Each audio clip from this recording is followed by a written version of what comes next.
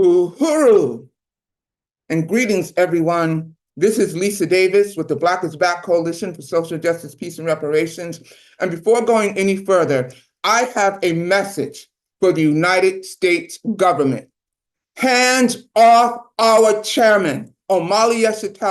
Hands off the Uhuru 3. Hands off Penny Hess. Hands off Jesse Neville. Drop the bogus charges. We stand 100% behind them. We are proud of our chairman. We stand with him, and we're prepared to fight. Uhuru. Welcome again, everyone.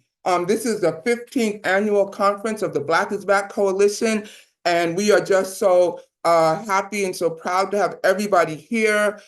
We have work that we must do, as you could tell by my opening message to the United States government, that they seek to put our chairman in prison for 10 to 15 years on bogus charges involving what he said, the freedom of speech. And so this is a very important conference because we are going to be going into the kind of work that we have been doing. We are very, very proud of the work of the Black is Back Coalition, and you'll be able to even more clearly see why they are doing this, because this is an attack on the Black liberation struggle. Specifically, they're going after the chairman because of what he represents to the Black liberation struggle, but they're also going after the Black liberation struggle, which has always been in the crosshairs of this colonialist beast of a government. But they're also going to be coming for other people as well. These are serious times, and we are meeting the challenge. And with that, I want to introduce my co-host, Brother Sayero Oshasi. He is going to be co-hosting with me. Brother Sayero, it's on you now. Take it away. Uhuru.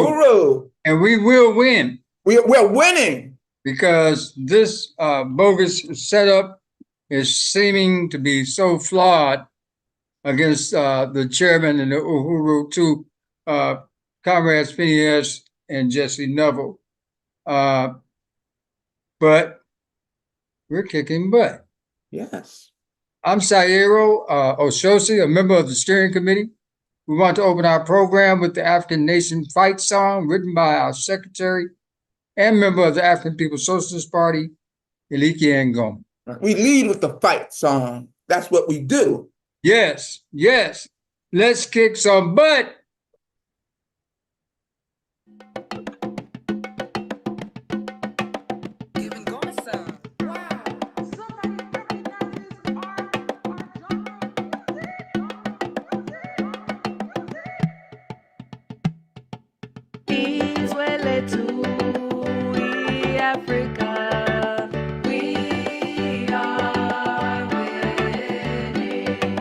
Shout Uhuru for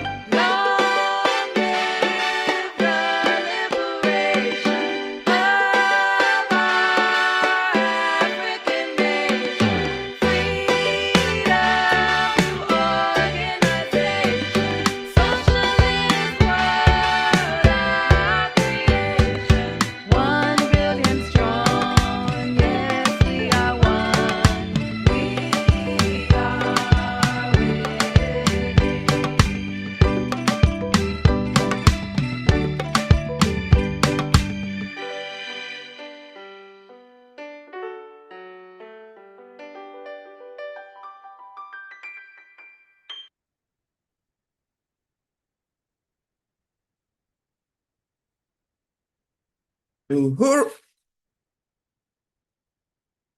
Uhuru. And thank you Uhuru. so much for that awesome, powerful fight song. I'm ready. I am ready to do it. And now let's bring up the people who helped to keep this coalition going. Our revolutionary, wonderful warriors of our steering committee. Uhuru. Do we have the presentation of the steering committee ready?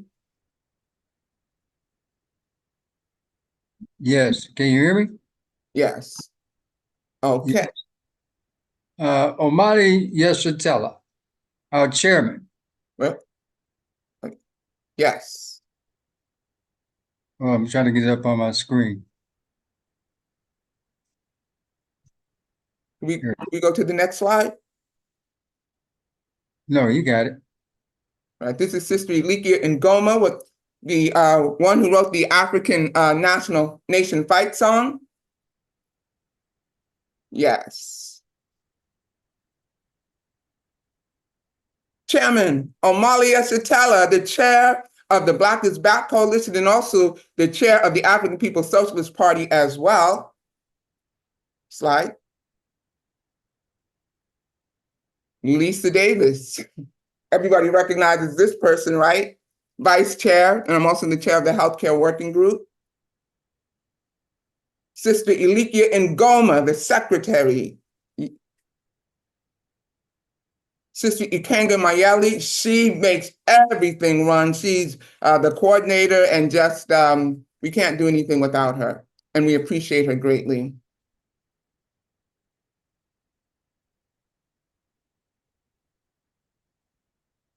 And we have Brother Dr. Maximella Odom. He's with the International People's Democratic Uhuru Movement. He's the chair of the International People's Democratic Uhuru Movement and also the chair of the Black Community Control of Police Working Group.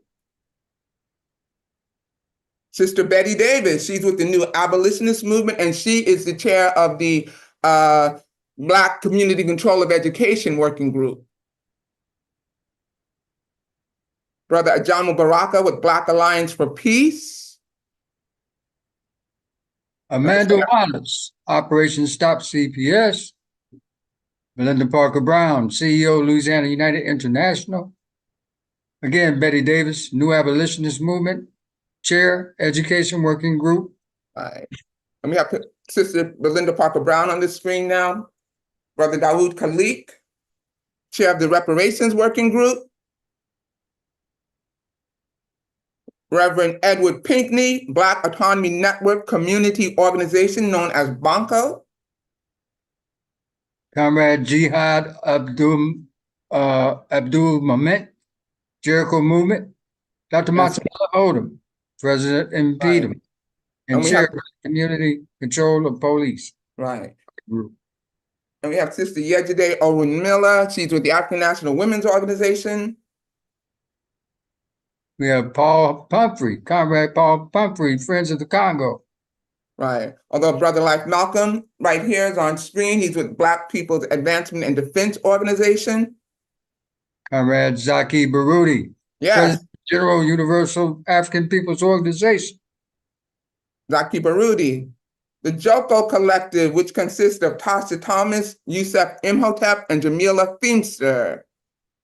Cam Howard, Reparations United. And this is Amanda Wallace, Operation Stop CPS. Our brother, Paul Pumphrey, co-founder, Friends of the Congo. Robert Ward Williams, chairman of the Black Panther Party, San Diego. Cam Howard, Reparations United. Emmanuel Maku, he's with the Youth Student Working Group.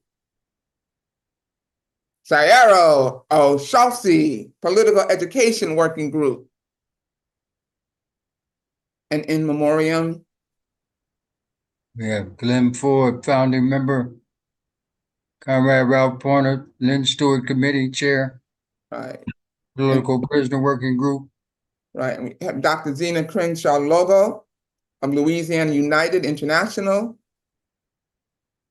And Yes. yes, Ralph Pointer He with the Lynn Stewart organization, and he was also the chair/co-chair of the Political Prisoners Working Group. And they live with us always. Their energy and their spirit and their revolutionary fervor is with us always. Uhuru. Uhuru. Thank you so much for that.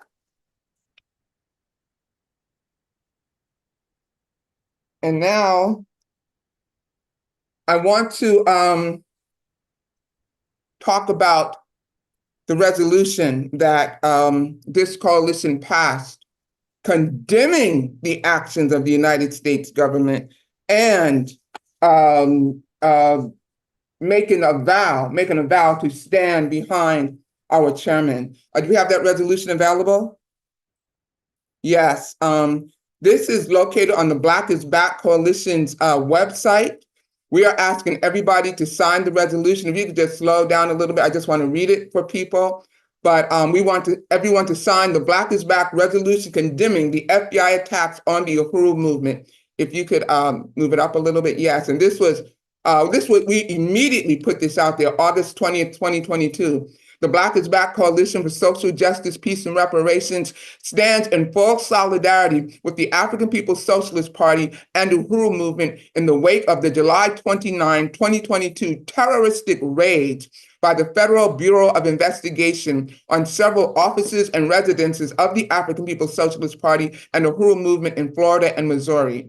We recognize these raids as consistent with the historical attacks on the African liberation movement by the FBI and US federal government going back at least 100 years with the movement led by Marcus Garvey and the Universal Negro Improvement Association and African Communities League, and continuing through the decades to include attacks and charges made against Paul Robeson, W.B. Du Bois, Dr. Martin Luther King Jr., etc. in the 1950s. We are fully aware of the counterinsurgent counterintelligence program known as COINTELPRO, initiated by the Federal Bureau of Investigations against the African liberation movement domestically and established as its goals: one, prevent the coalition of a militant Black nationalist groups. In unity, there is strength, a truism that is no less valid for all of its triteness. An effective coalition of Black nationalist groups might be the first step toward a real Mau Mau Black Revolutionary Army in America, the beginning of a true Black revolution. Keep in mind the Black is Back Coalition as I'm reading this. Two, prevent the rise of a Messiah who could unify and electrify the militant Black nationalist movement. Malcolm X might have been such a Messiah. He is the martyr of the movement today. Martin Luther King, Stokely Carmichael, and Elijah Muhammad all aspire to this position. Elijah Muhammad is less of a threat because of his age. King could be a very real contender for this position should he abandon his supposed obedience to white liberal doctrines, nonviolence, and embrace Black nationalism. Carmichael has the necessary charisma to be a real threat in this way. Prevent violence. Number three, prevent violence on the part of Black nationalist groups. This is of primary importance and is, of course, a goal of our investigative activity. It should also be a goal of the counterintelligence program to pinpoint potential troublemakers and neutralize them before they exercise their potential for violence. Number four, prevent militant Black nationalist groups and leaders from gaining respectability by discrediting them to three separate segments of the community. The goal of discrediting Black nationalists must be handled tactically in three ways. You must discredit those groups and individuals to, first, the responsible Negro community. Second, they must be discredited to the white community, both the responsible community and to liberals who have vestiges of sympathy for militant Black nationalists simply because they are Negroes. Third, these groups must be discredited in the eyes of Negro radicals, the followers of the movement. This last area requires entirely different tactics from the first two. Publicity about violent tendencies and radical statements merely enhance Black nationalists to the last group. It adds respectability in a different way. And 5, a new goal should be to prevent the long-range growth of militant Black organizations, especially among youth. Specific tactics to prevent these groups from converting young people must be developed. We recognize that it was in line with the stated long-range goals of the FBI that former head of the Federal Bureau of Investigations, J. Edgar Hoover, declared in 1969 that the Black Panther Party represented the greatest threat to the internal security of the United States since the U.S. Cold War. It is this anti-Black history of the FBI that informs our stance of solidarity with the African People's Socialist Party, an organization that has dedicated its 50-year history to the liberation of African people globally from the clutches of colonial slavery, and our opposition to the July 29, 2022 FBI attack on the African People's Socialist Party. We support the demand, hands off Uhuru, hands off Africa, and we call on Africans and all who unite with the right of the African People's Socialist Party and our people to advocate and organize for the total liberation and unification of Africa and the forcibly dispersed African nation globally. Finally, the Black is Back Coalition for Social Justice, Peace, and Reparations calls on all Africans and justice-loving people to join the Hands Off Uhuru campaign, denouncing the July 29, 2022 attack on the African People's Socialist Party and Uhuru movement. Please go to www.handsoffuhuru.org to find out more about how you can stand up against the repressive actions of the FBI and the U.S. government. Take a stand to support the freedom of speech presumably conferred on African people within current U.S. borders by the constitutional rights that are said to be guaranteed to us following our formal emancipation from United States domestic colonial slavery. Hands off Uhuru, hands off Africa, Black is back, and sign on to the resolution. Could you just move that up a little bit so they can just see the resolution? Is there a way to do that? Right. But you would go to that page and you would sign that resolution. We want to make sure that we get as many signatures as possible. Also, please go to the Hands Off Uhuru, go to the handsoffuhuru.org page and also sign the petition that's on that page as well. There is a tremendous document page with action items that we can take. We want to make sure that people are signing the petition. We want to make sure that people are contacting the legislators. And also, we want people to come out to Florida, September 3rd, to Tampa, Florida is where the trial is going to be. And on August 31st, we are going to be having a tremendous rally. The Freedom Summer rally. This is Freedom Summer for us, and we have to make this happen. So we appreciate everybody's support. And you can, if you're not able to come to Florida, you can still do so many things. Make sure you're following, make sure you're liking the social media pages, make sure you are signing the petitions, make sure that you are on the email list of the Hands Off Uhuru campaign. And that is so important. And also, I just want to also welcome you to go to the Black is Back Coalition website, www.blackisbackcoalition.org, and also look up our call. Like, we put out a call when this first happened to the Black is Back Coalition, for our 14th annual national conference. Please review some of those documents as well, and also review the documents on the the founding of the Black is Back Coalition and what we stand for. We are an anti-imperialist organization, anti-colonialism, and we are definitely for Black liberation of our people over in these infested, corrupted states, infested with the name the United States. But we are also recognized that we are Africans wherever we are, and we want the liberation of all people, and we are against the oppression of all people. We believe that everybody has the right to self-determination. And with that, there's nobody better one to be introduced on that note. It always gives me an honor to introduce our next speaker, and also the founder of the Uhuru movement and the Black is Back Coalition and so many other revolutionary organizations. From the day he tore down the racist mural from City Hall in St. Petersburg, Florida in 1966, Chairman Omali Yeshitela has never stopped fighting for the liberation for African people everywhere. In the heat of revolutionary struggle and during years in prison for his political work, Chairman Omali developed the theory of African internationalism that understands the world through the eyes of the African working class. In 1968, the chairman founded the Burning Spear newspaper, which is still published today. The chairman has authored numerous articles, pamphlets, and books.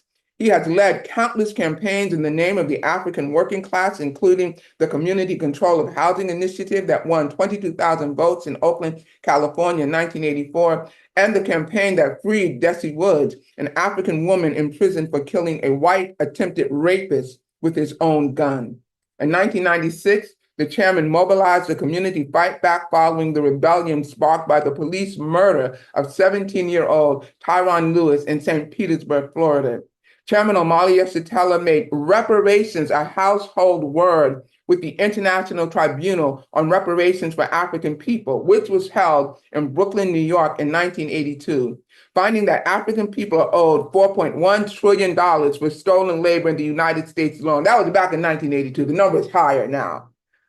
The chairman founded the International People's Democratic Uhuru movement in 1991 as a revolutionary mass organization to defend the democratic rights of the African working class. The party also launched Black Star Industries, bringing all of the economic development institutions of the party under one umbrella, creating partnerships with community members. Today, Chairman Omali Yeshitela, as the leader of the African Socialist International, speaks to its growing base around the world and leads the worldwide movement for liberation of African people everywhere. And it is quite obvious that that is the reason that the United States government is coming after him and seeks to imprison him for 10 to 15 years with that bogus trial that will be starting on September 3rd. Chairman Omali Yeshitela, it is an honor to be in your presence and to introduce you always.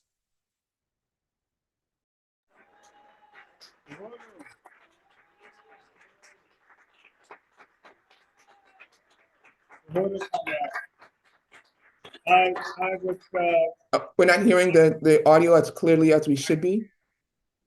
Lisa Davis, for introducing me and for opening this really important national conference of the Black Hispanic Coalition for Social Justice, Peace, and Reparations. I'd like to bring in you apologies from the Deputy Chair of the African People's Socialist Party, who would normally be here, and who is the person most responsible for the center that we're in now in St. Petersburg, Florida, Quabbah Hall, in terms of its decor, in terms of the work that's being done to make it the kind of economic institution that is part of the process, the strategic objective of the work of the African People's Socialist Party to achieve liberation from colonialism. Because as you know, what colonialism is and what it does, it captures the actual productive capacity of our people. It captures the productive forces of the people. And of course, the primary productive forces of any people is the land, is what's necessary to produce on that land, and critical to all of that is the people with the knowledge, with the capacity of production. And so the struggle against colonialism, objectively speaking, is a fight, it's a struggle to regain control of our productive forces. That's what it is. And I think it's really important to say that because a movement has, for a number of years, been misled, certainly subsequent to the assassinations, murder, brutality that killed, eliminated, or neutralized the leaders of our people who were directing us toward actual capture of our self-determination. That's the basis for the slander and murder that goes back forever.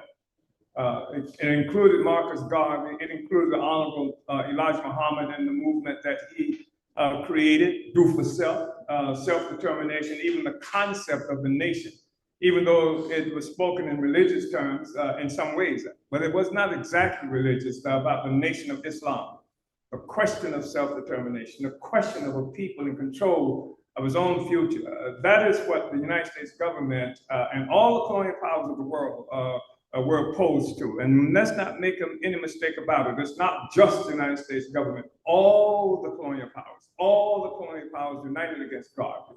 In fact, they were terrified of what Garvey was doing all around the world. And when I say all around the world, of course, the Garvey led an organization, Universal Negro Improvement Associations and African Communities League, that had the slogan, Africa for Africans at home and abroad, and was organizing Africans everywhere. There's something like 11 million African people globally who were connected to this movement led by Marcus Garvey.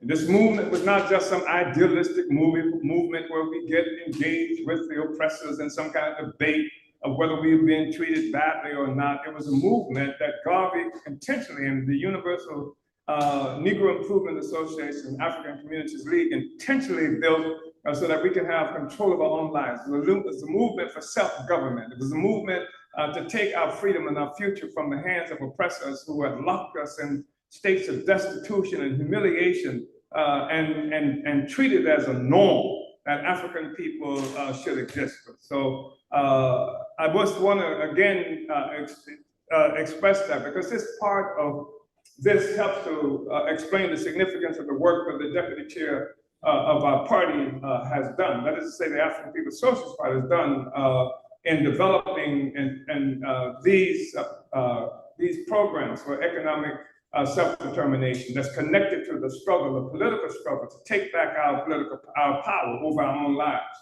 And so she's not here. I mentioned her also because she was in the house with me. She's my wife, who was in the house with me when the U.S. government attacked us on Redbud in St. Louis and used explosives, used drones, used armored vehicles, assault weapons, etc., handcuffed her after zip tying me and offering us an opportunity to sit on the curb so that we could be humiliated, as they do African people normally all the time. You can find this happening in our communities everywhere. And so it's important to say that, because she's not just some appendage who happens to be married to me. She's played a fundamental role in this struggle. And she, because of that, she came under assault herself when they came to attack me.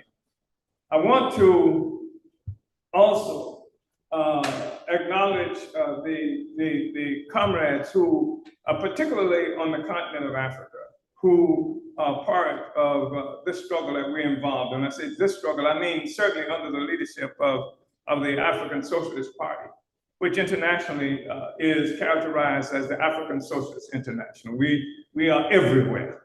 Uhuru everywhere. In fact, as we say all the time, that all roads lead to Uhuru.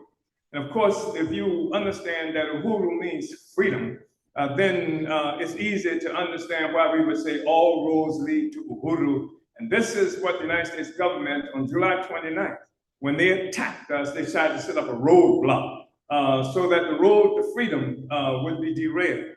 But we certainly would be blocked, and we should not be able to achieve it.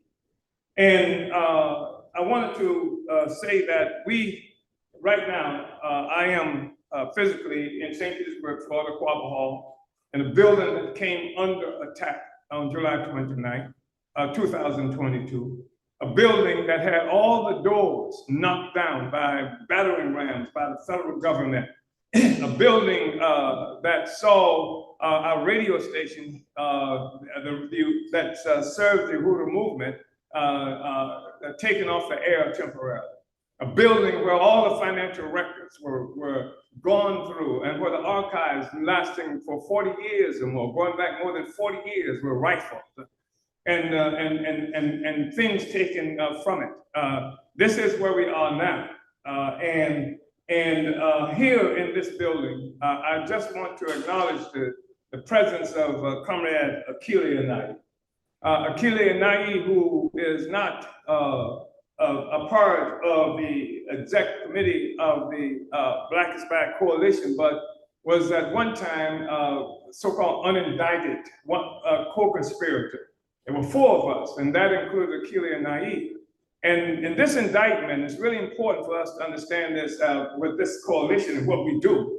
This indictment, this threatened indictment of Akili Anai came about because in 2017 and 2019, in a city with less than a third of a million people, in a city that has perhaps 18–20% of African population, we ran Comrade Akili for city council. And she ran with the slogan, turn the South Side, make the South Side black again.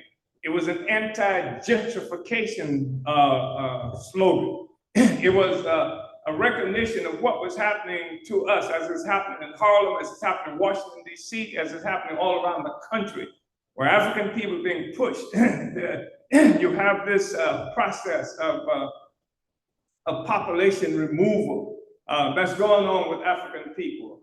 And so she ran for city council.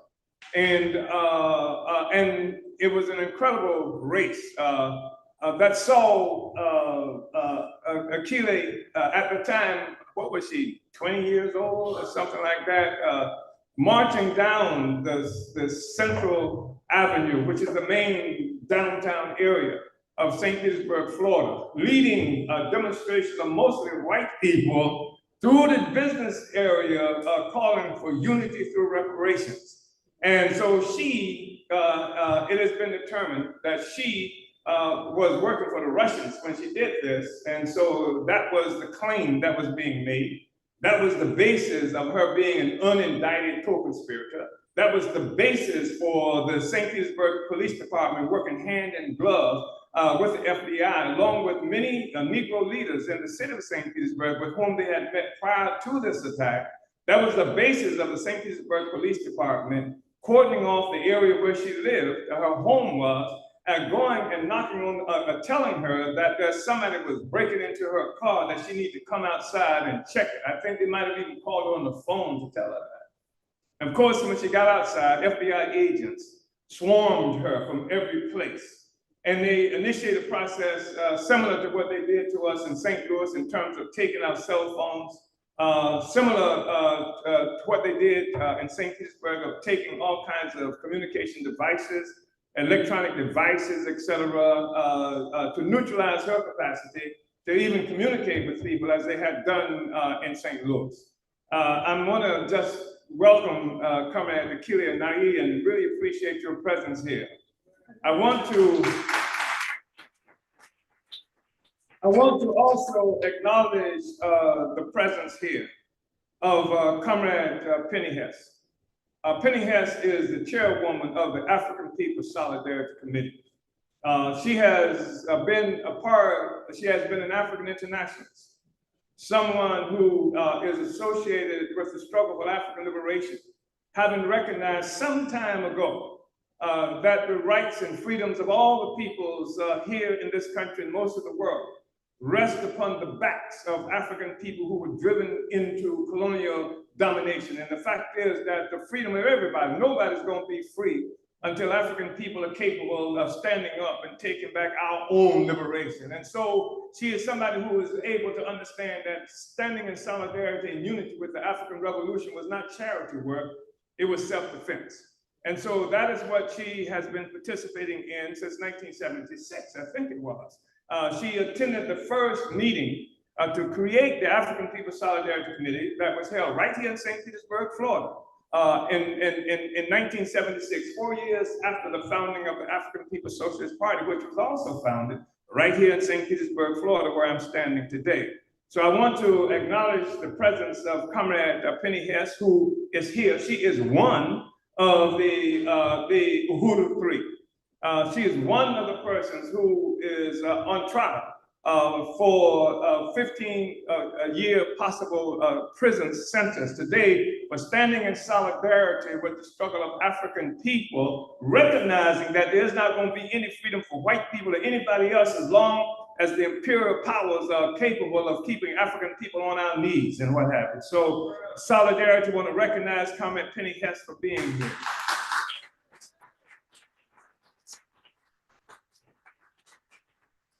Justin Neville is here too, because like Penny, he is involved with us in participating in Freedom Summer.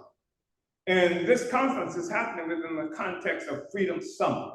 And Freedom Summer takes its name in spirit from something that happened 60 years ago in Mississippi, where a Student Nonviolent Coordinating Committee in particular, working with other organizations, organized in Mississippi, did tremendous amount of political work, political education, organizing people, and then calling on white people to come into Mississippi. And it was really important for white people to come into Mississippi because they were killing Africans in Mississippi, oppressing Africans in Mississippi. And of course, the media paid no attention to that as long as just Black people.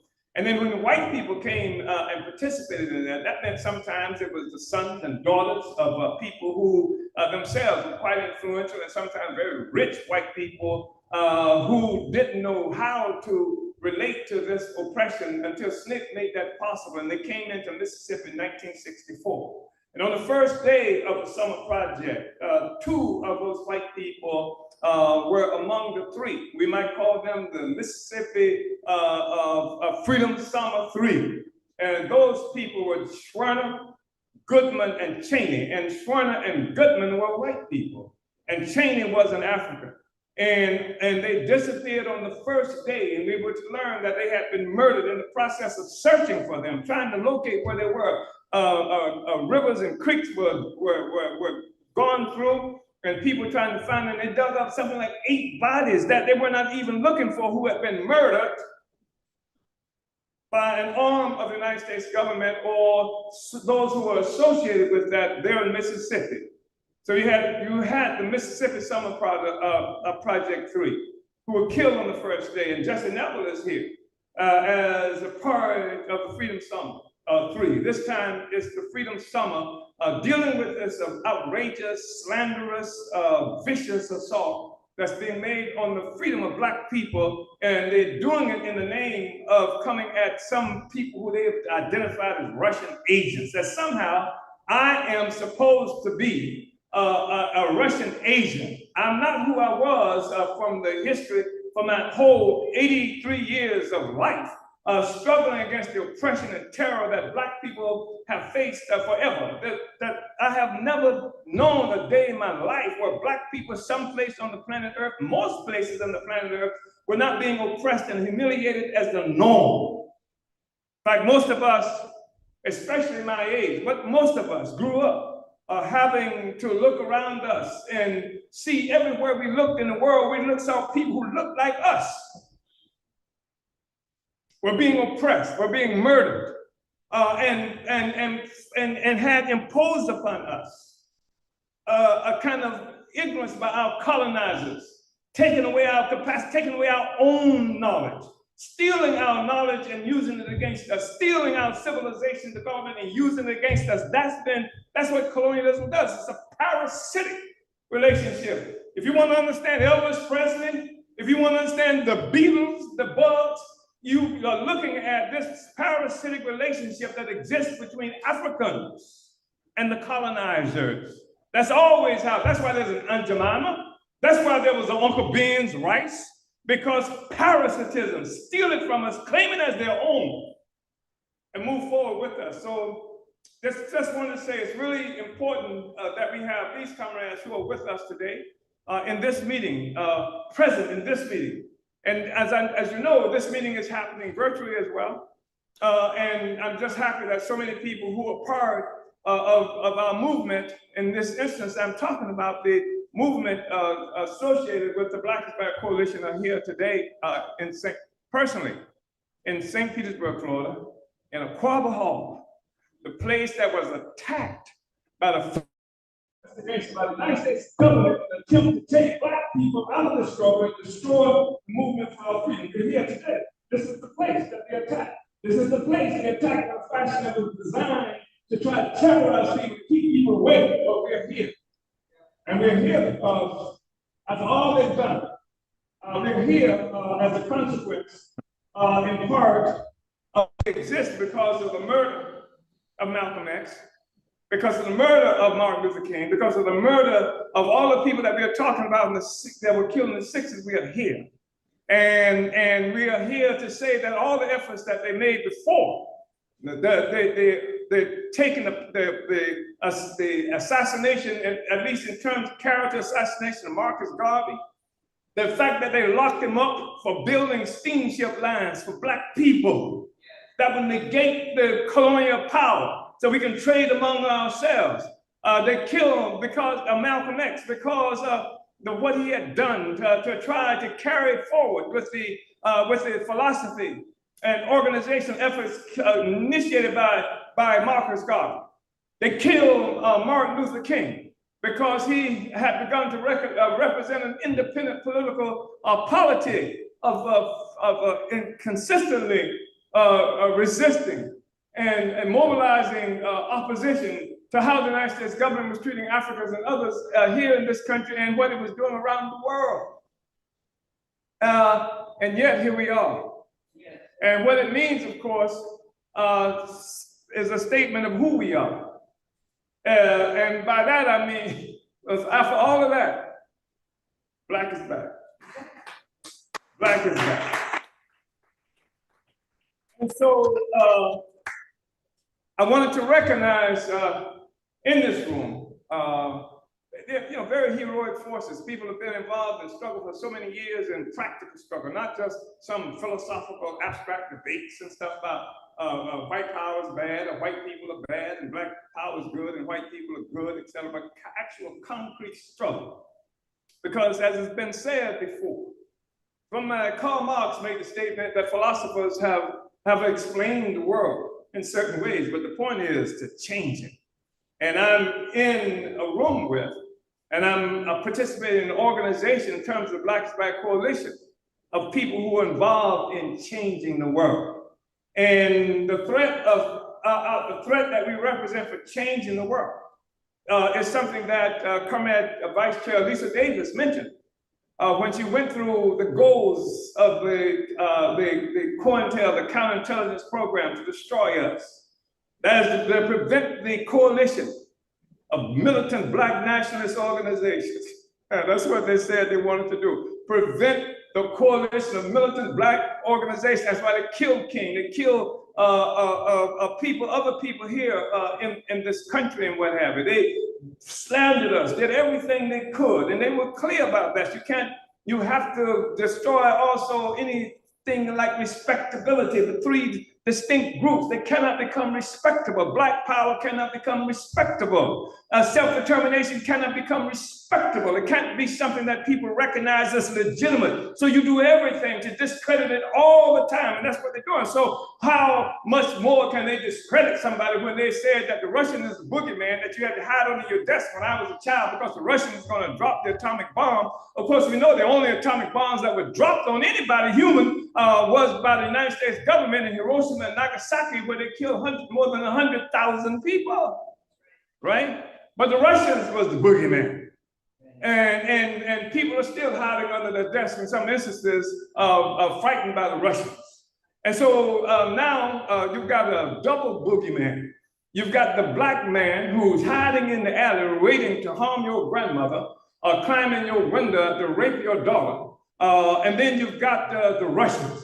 You've got this combination of black and Russian. They assume that it's enough to just say black, black, black, Russia, Russia, Russia, and that they can use this to condemn us and convince the people that it's all right to put us in prison for life. This is part of the thing that they talk about, destroy the respectability, slander them. Nothing they say is right. And what they would do in the same process is to hold up the legitimate Negroes, hold up the legitimate black people. They would take a basketball, a dribbling, left-hand jump shooting person imitating Al Green, like Barack Hussein Obama, which is extraordinary even on his face, but it says something about the significance that they have realized in the Africa question, that they would have to use somebody like Obama. They didn't use Jesse, who had proved his loyalty over and over again. They didn't use Sharpton, who had proved his loyalty over and over again to the system, who is the person who runs in the first instance that it looks like black people are going to rise up, lead them into meaningless prayer circles, militant prayer circles, if you will. This is the most extraordinary thing. They took a Negro that most people have never heard of. His name was not Al or Jesse. His name was Barack Hussein Obama. How do you make that work? They have problems with Uhuru. You know, you say Uhuru, that's evidence of being some kind of insidious force out there in the world, the Uhurus. But the Obamas are all right. And so this is what they did. They created this character. He himself used to say he was a blank slate. He presented himself as a blank slate so that you can write anything on it that you want it to be. And so this response, we are a response to this murderous assault on our movement. The Black is Black Coalition is. And I wanted to also acknowledge Comrade Paul Pumphrey, who is here.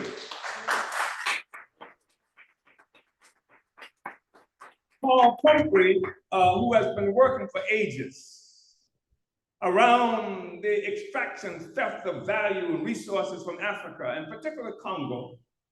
But Congo is the heart, has been recognized by many as the heart of Africa. Some people call it the trigger on the continent of Africa. And he is the co-founder of the Friends of Congo. And he came in here, and we're going to have a lot of discussion. He's going to be here for the duration of the summer, of the Freedom Summer. He's going to be here.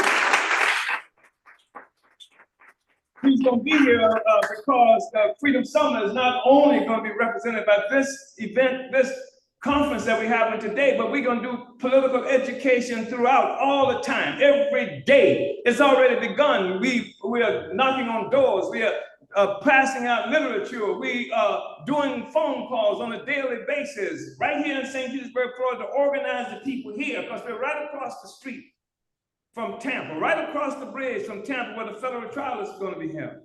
And Paul, part of what he will be doing, some of the things we'll be having forums on Africa, forums on what's being stolen from it, forums on Palestine, forums on what they're doing to the indigenous people here, forums on the fact that you are living on a land base where there are noted concentration camps called Indian reservations, where you can't even see the indigenous people because something happened to them, and it wasn't the Russians. And this is really important because we're going to tell a history that shows that our oppression began even before they thought Russia was a problem.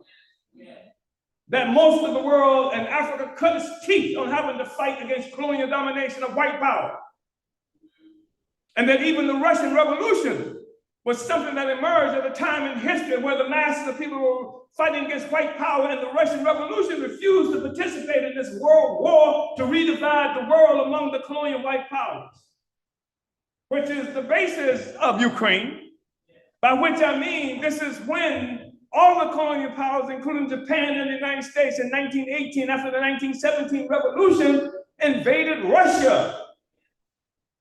Because Russia stood up for the working peoples of the world that was informed by the struggles that was happening with Africans everywhere, including in this country, by African people, that made it necessary for Red Summer.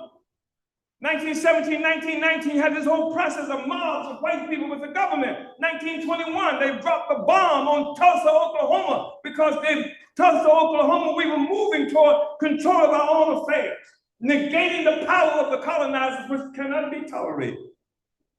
All right? Ain't that right? That's what colonialism is. And if you understand that's what colonialism is, then you recognize that it is no such thing that it is illegal, freedom is illegal for slaves. Freedom is illegal for the colonizer. And who makes the law? The colonizers and the so-called slave owners make the law. They do not make the law to serve those who they colonize. They do not make the law to serve those who they enslave. They make the law to serve themselves. And if you look at the history of this relationship that we have with the United States, you come to recognize that in 1791, when the First Amendment that calls for free speech, when the Bill of Rights of the Constitution was created in 1791, ratified by the United States government, it was ratified by people who owned Black people. It was ratified by pedophiles who were raping Sally Hemings when she was 13 years old, talking about Thomas Jefferson. This is who ratified it. They ratified it because they were running themselves from oppression in Europe, not in Russia. They were running from oppression in Europe. And to make sure that they didn't experience that oppression anymore, they created a constitution and certain rights for themselves. And so what you found was a process of people who want the freedom to oppress. When you look at the 1791 Bill of Rights, when you look at the 1791 so-called free speech, First Amendment, they were winning for themselves the freedom to oppress. That's what they've done since that time, and this is what we're up against. But we believe in free speech. And here is part of the, I guess you call it irony of the situation. Because here you have Africans who are so oppressed by the colonizers, so oppressed by those who wrote the Constitution, who wrote the First Amendment, who created the Bill of Rights. We are those who are oppressed by forever. Now we are in a situation where we have to fight them to uphold the Constitution that they wrote. In many ways, the struggle we're involved in is a struggle for free speech, First Amendment. It's a struggle to uphold the Bill of Rights. It's a struggle against the government that wrote that because they find themselves unable to live by, to implement it, because they need to be able to oppress us, to keep us from talking, to keep us from assembling. Think about this. You got a bunch of slaves assembling. What the hell? A slave owner can't tolerate the slaves assembling, talking. A colonizer cannot tolerate that. And so they create laws and they create exceptions to everything they do. So they have a 13th Amendment that's supposed to end slavery. It didn't end slavery. It said except in circumstances. It's really interesting. Check the 13th Amendment of the Constitution of the United States. So shortly after Africans people win what's supposed to be freedom from slavery, then he passed an amendment saying slavery is illegal except for when it's for a crime, when it's for punishment for a crime. When under those circumstances, slavery is legal. Who made the law? Who defined what crime was? It was the slave masters. And not only was it the slave masters, you got a situation where the Constitution itself that characterized, some people think that the 3/5 Amendment part of the Constitution that said that Black people have 3/5 of the people. No, it doesn't say we 3/5 of the person. It doesn't say we have 3/5 of the right of a white man. What it said was that white people can use the number of Black people who they had enslaved, particularly in the South, for representation in the U.S. Congress. They can use that number. They can use every one of us could be counted as 3/5. That's what it said. We didn't have 3/5 of the right. They didn't say anything like that. And that meant that the ones who were enslaving us were being empowered even more by enslaving us with the legislation, with the Constitution that they created. That's where you talk about things like the what do they call it? This college, this electoral college. That's how the votes are counted. Who's going to be elected? And they use the numbers of Black people who they have enslaved as the basis of being able to do that. That's the freedom. Freedom to oppress is what they got. And what we are involved in is making them live up to that. So I wanted to acknowledge, said all of that. But Paul, it's so good to see you here. We're gonna work with that.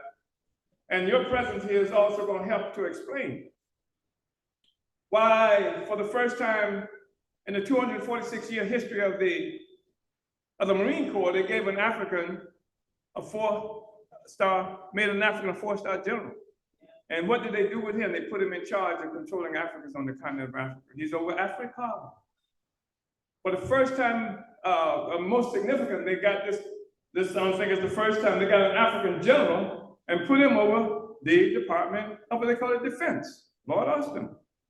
They got a Marine, an Air Force general, and put him in charge. He of the so-called, how do you characterize this group of thugs that they, what do they call this?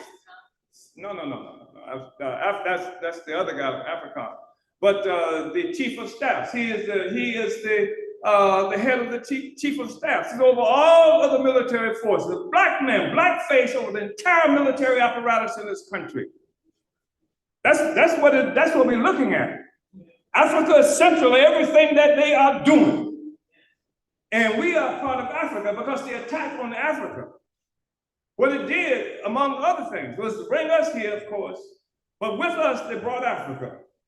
They brought every contradiction that they imposed on the continent of Africa. They brought us here.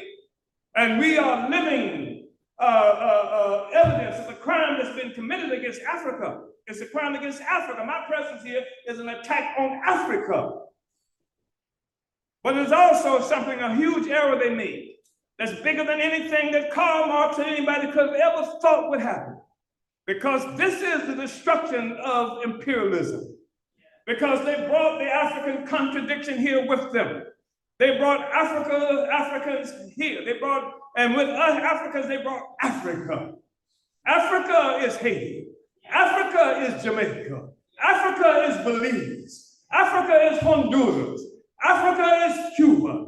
Africa is Venezuela. Africa is St. Louis, Missouri, and St. Petersburg, Florida, as well as the 54 different entities that they carved up to say you're no longer Africa, but you're just this little entity that we want to steal your resources from and lock your consciousness into so that you won't ever be able to fight for all your rights.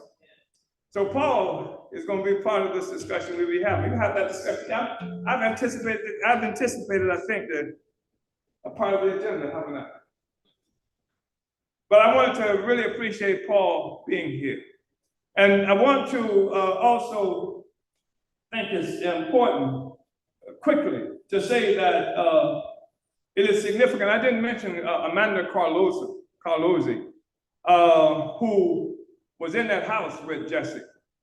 And she was the one that was clear-headed and thinking. Because when they attacked us and arrested Jesse, and well, they didn't arrest him, but held him at gunpoint. Same process that held Penny Hess at gunpoint in another part of South St. Louis, and Kitty Riley, her housemate. But Amanda, when they attacked, Amanda left her cell phone recording. And that's why you can hear some of the stuff that we show here. You can hear what they were doing, see what they were doing here, get the voices. This is the FBI. That was Amanda's thoughtfulness. She was able to do that. And she was in the house. I just wanted to say that too. And she was held at gunpoint.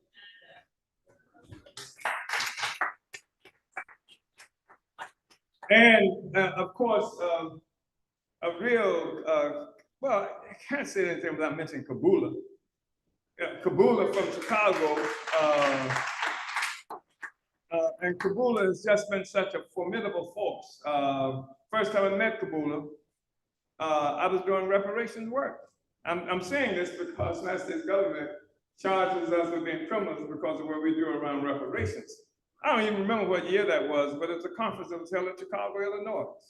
And when I got there, that this comment had joined the work. I had never met him before. And I get there, there's somebody who's got a table set up with the Bernstein newspaper, who's copied materials that he's got. I don't know if the internet was accessible at that time or not, but he's got these materials. He's copied them and got them on the table and what have you. And when I get there, I was already there because of Comrade Kabula, and he's from Chicago. And Kabula, he's in Chicago, but he's just, I think, just a few days ago, he was in St. Louis, and he's here now, and he's going to go back to Chicago, and he's going to come back here now, a part of the whole summer project that we're involved in. So I wanted to acknowledge this comrade.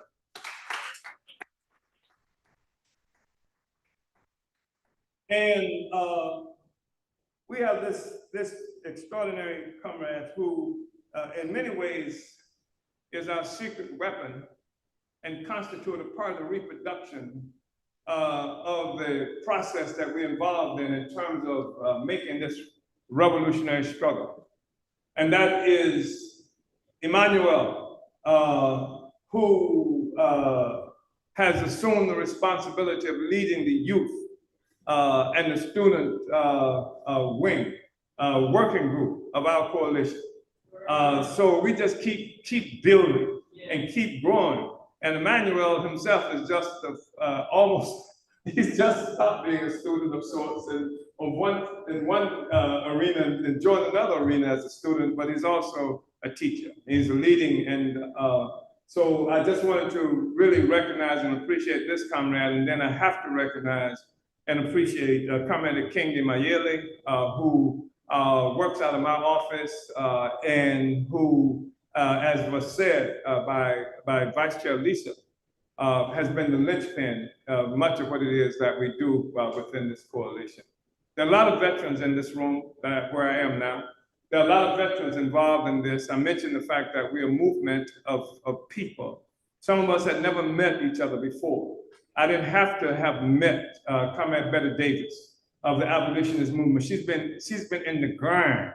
She has been a principal and educator and all of that kind of stuff that would take her to the ivory towers, but she has been on the ground with the masses of people. She's been fighting forever in the interest of African people.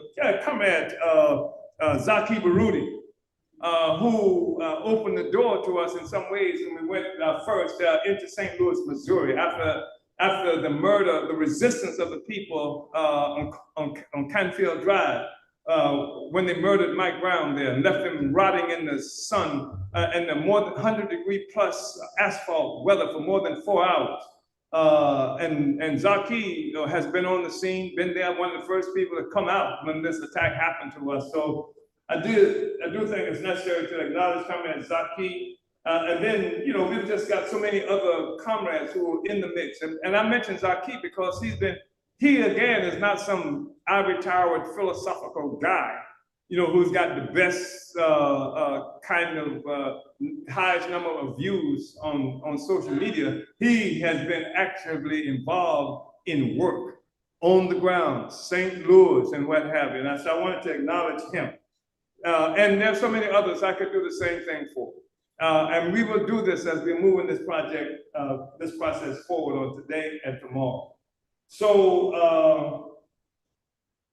I want to thank everybody for being here, that we are involved now in this incredible struggle. And our movement has been attacked. Our right to free speech is under assault in a very serious way, as we've never had the right to free speech, but they've been pushed now. The crisis of the system has pushed them to a point where they are making that public in ways that they've never done before. And in the process of doing that, they're having to disguise what it is they're doing. Usually when they framed us up, they have been able to associate the framing us up with some act that they said we committed. In the past, even if they planted something like on us, they say, well, this is why we did it, because you had some marijuana. This is why we did it, because they were planning to blow something up. This is why we did it, because they shot some policemen. They can't say any of that. They can't say we stole anything. They can't say we were drugs. We've been trying to make sure that we're clean. So if you come into our building, you go to use the restroom, we make sure the restroom is checked out, so you can't leave marijuana, so you can't, or drugs, or any other kind of thing that would jail us. learned from that period of the 1960s. So that to say that we were working for Russians is just an extraordinary lie. I want to say that the Black is Back Coalition is not an accident. That it came into existence because the African People's Socialist Party has been involved forever in the struggle to complete the revolutionary movement that Martin Luther King and Malcolm X and Patrice Lumumba and Mangalisha Sobukwe and Che Guevara and all these people there in this country were trying to win our liberation, and they were killed. Hundreds there. We don't even know how many people were killed during the 1960s. We don't even know how many. I mean, you know, you heard about people who were the Black Panther Party because they had a fantastic kind of network and the capability of putting stuff out. But we don't know how many people. Many people don't even know who Carl Hampton was. And he was one who fell in Houston, Texas, assassinated, brutal assassination. Was a collaboration of a Black church where a sniper went into the top of the church and blew his brains out after they lured him into the open. You know, so there were so many people who were killed in this process. And what crime did King commit? He talked. What crime did Malcolm X? He didn't die in a shootout. He talked. What crime did Garvey commit? And the thing is that usually when they use this law they're using against us, they try to connect it to some act that somebody did other than talking. But the only thing we did was talk. Everything they charged us with is associated with speech. Everything they charged us with is covered by the Constitution. They said that in 1965, in an effort that I participated in, that universal suffrage was available. Black people brought to this country for the first time in history universal suffrage, where everybody was supposed to have access to the electoral process. That's 1965. I was there. I was in Madison, Florida, where my life was threatened. I was in Alachua County, Florida, where they tried to put me in jail for bringing people to register to vote. So that was supposed to be legal. And yet we face charges because we participated in an election. They don't say you violated the law by trying to vote. They said you violated the law because Russia told you to do this. Russia paid for you to do this. So the free speech, they're trying to disguise the attack on free speech by saying that it's something that we broke the law, not by talking, which is what it's all about, but by talking because we were paid to do so by Russia. And they've never, so this is ridiculous. So the thing is that we built this coalition because they had killed Malcolm, because they had killed King, because they had destroyed this sector of our movement that was for self-determination, that was against colonialism, because they killed Panthers all over the place. We were not supposed to do that. And then they elevated. And this is something we must understand as well. They elevated a sector of the community that sacrificed self-determination, sacrificed total liberation for the right to be integrated and liked by the system, for the whatever thing that would be given to them by the system. They did that. That's opportunism. They sacrificed. That's what neo-colonialism is, the highest expression of opportunism. Well, where it's white power in blackface. That's what Obama was. That's what this bobblehead and stiletto heels. What's her name? Kamala. This thing, you know, where it's white power in blackface. And here we are. And what we've done with this coalition is bring all of these Africans who believe in self-determination back together again. And all the Africans, we collectively participate in winning African people, gaining the confidence of the people that believe in our own capacity to be self-determining. So that we don't remain cripples on our bellies, crawling, begging, hoping that white power will relieve us, so that we don't panic if the Democratic Party doesn't get elected. the Democratic Party of Joe Biden, the Democratic Party of George Wallace, the Democratic Party of a Biden who himself, while promoting integration, while promoting things today about civil rights, he supports. Why does he want us to be involved in civil rights now? Because if you start talking about self-determination, it's rather for you to talk about civil rights. Biden, who himself was opposed to the Civil Rights Bill when he was in the Senate. Biden himself, who was opposed to busing that the white liberals and their Negro lick spittles held up as what should be the aspiration of Black people, who himself said he didn't want his children, he didn't believe in busing because he didn't want his children to go to school with animals, something to that effect. So we're talking about self-determination, independent politics, and that's why there is such a force as the International People's Democratic Uhuru Movement. I'm glad to see in this room from San Diego, California, right here in St. Petersburg, Florida, Comrade President Matsamela Uhuru.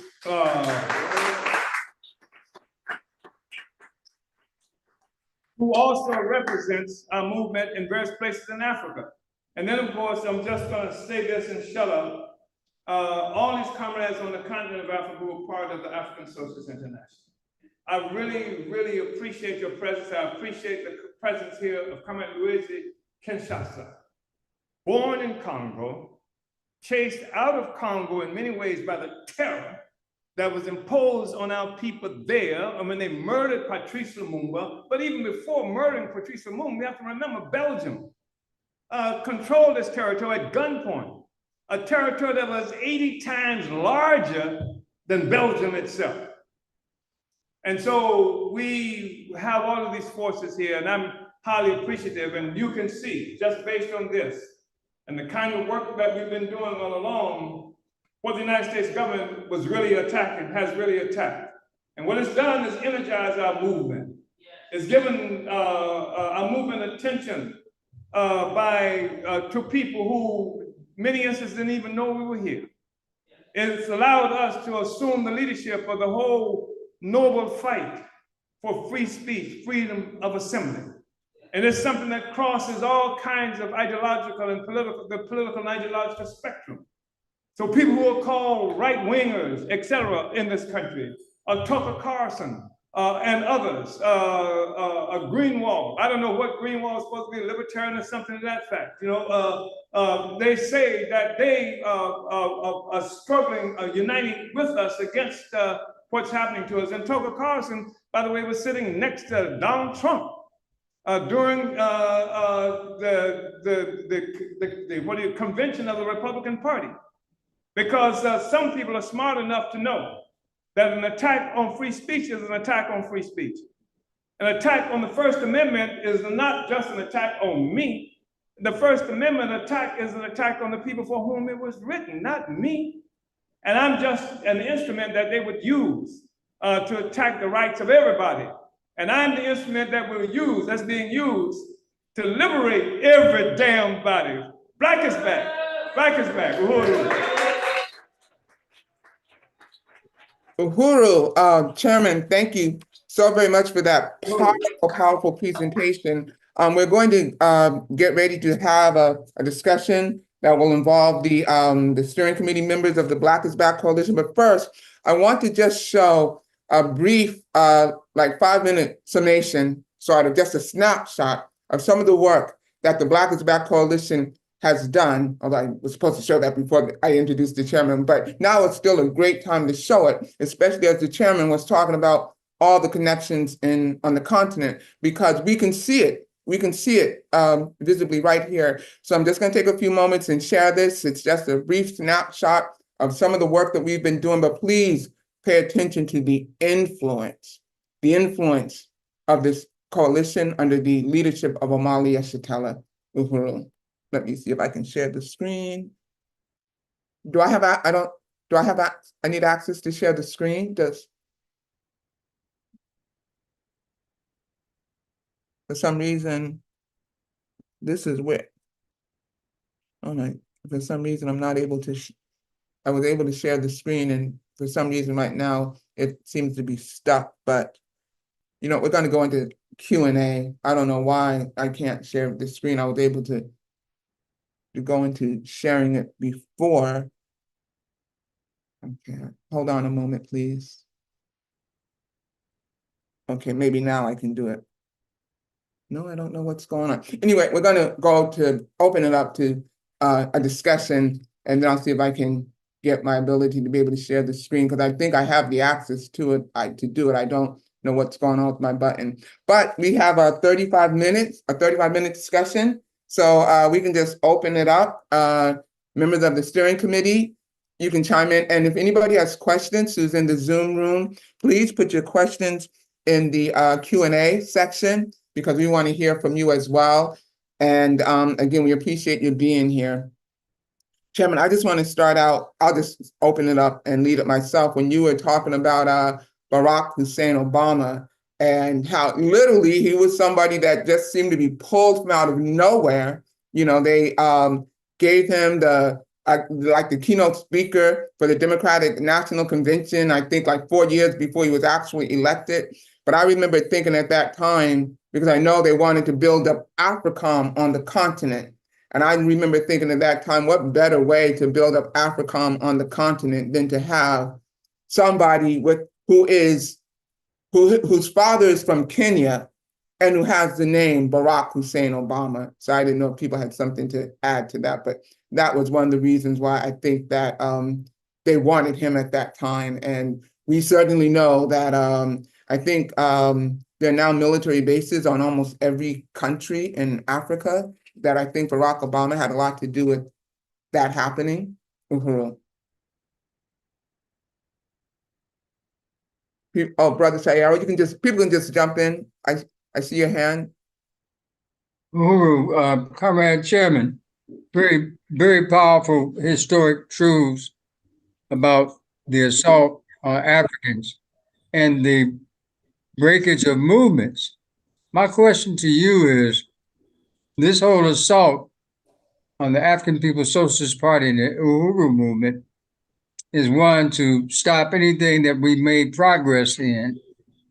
And I'm going to ask you, based on the bogus charges, what would then be the message to give to the people to inspire them to get involved? Uhuru.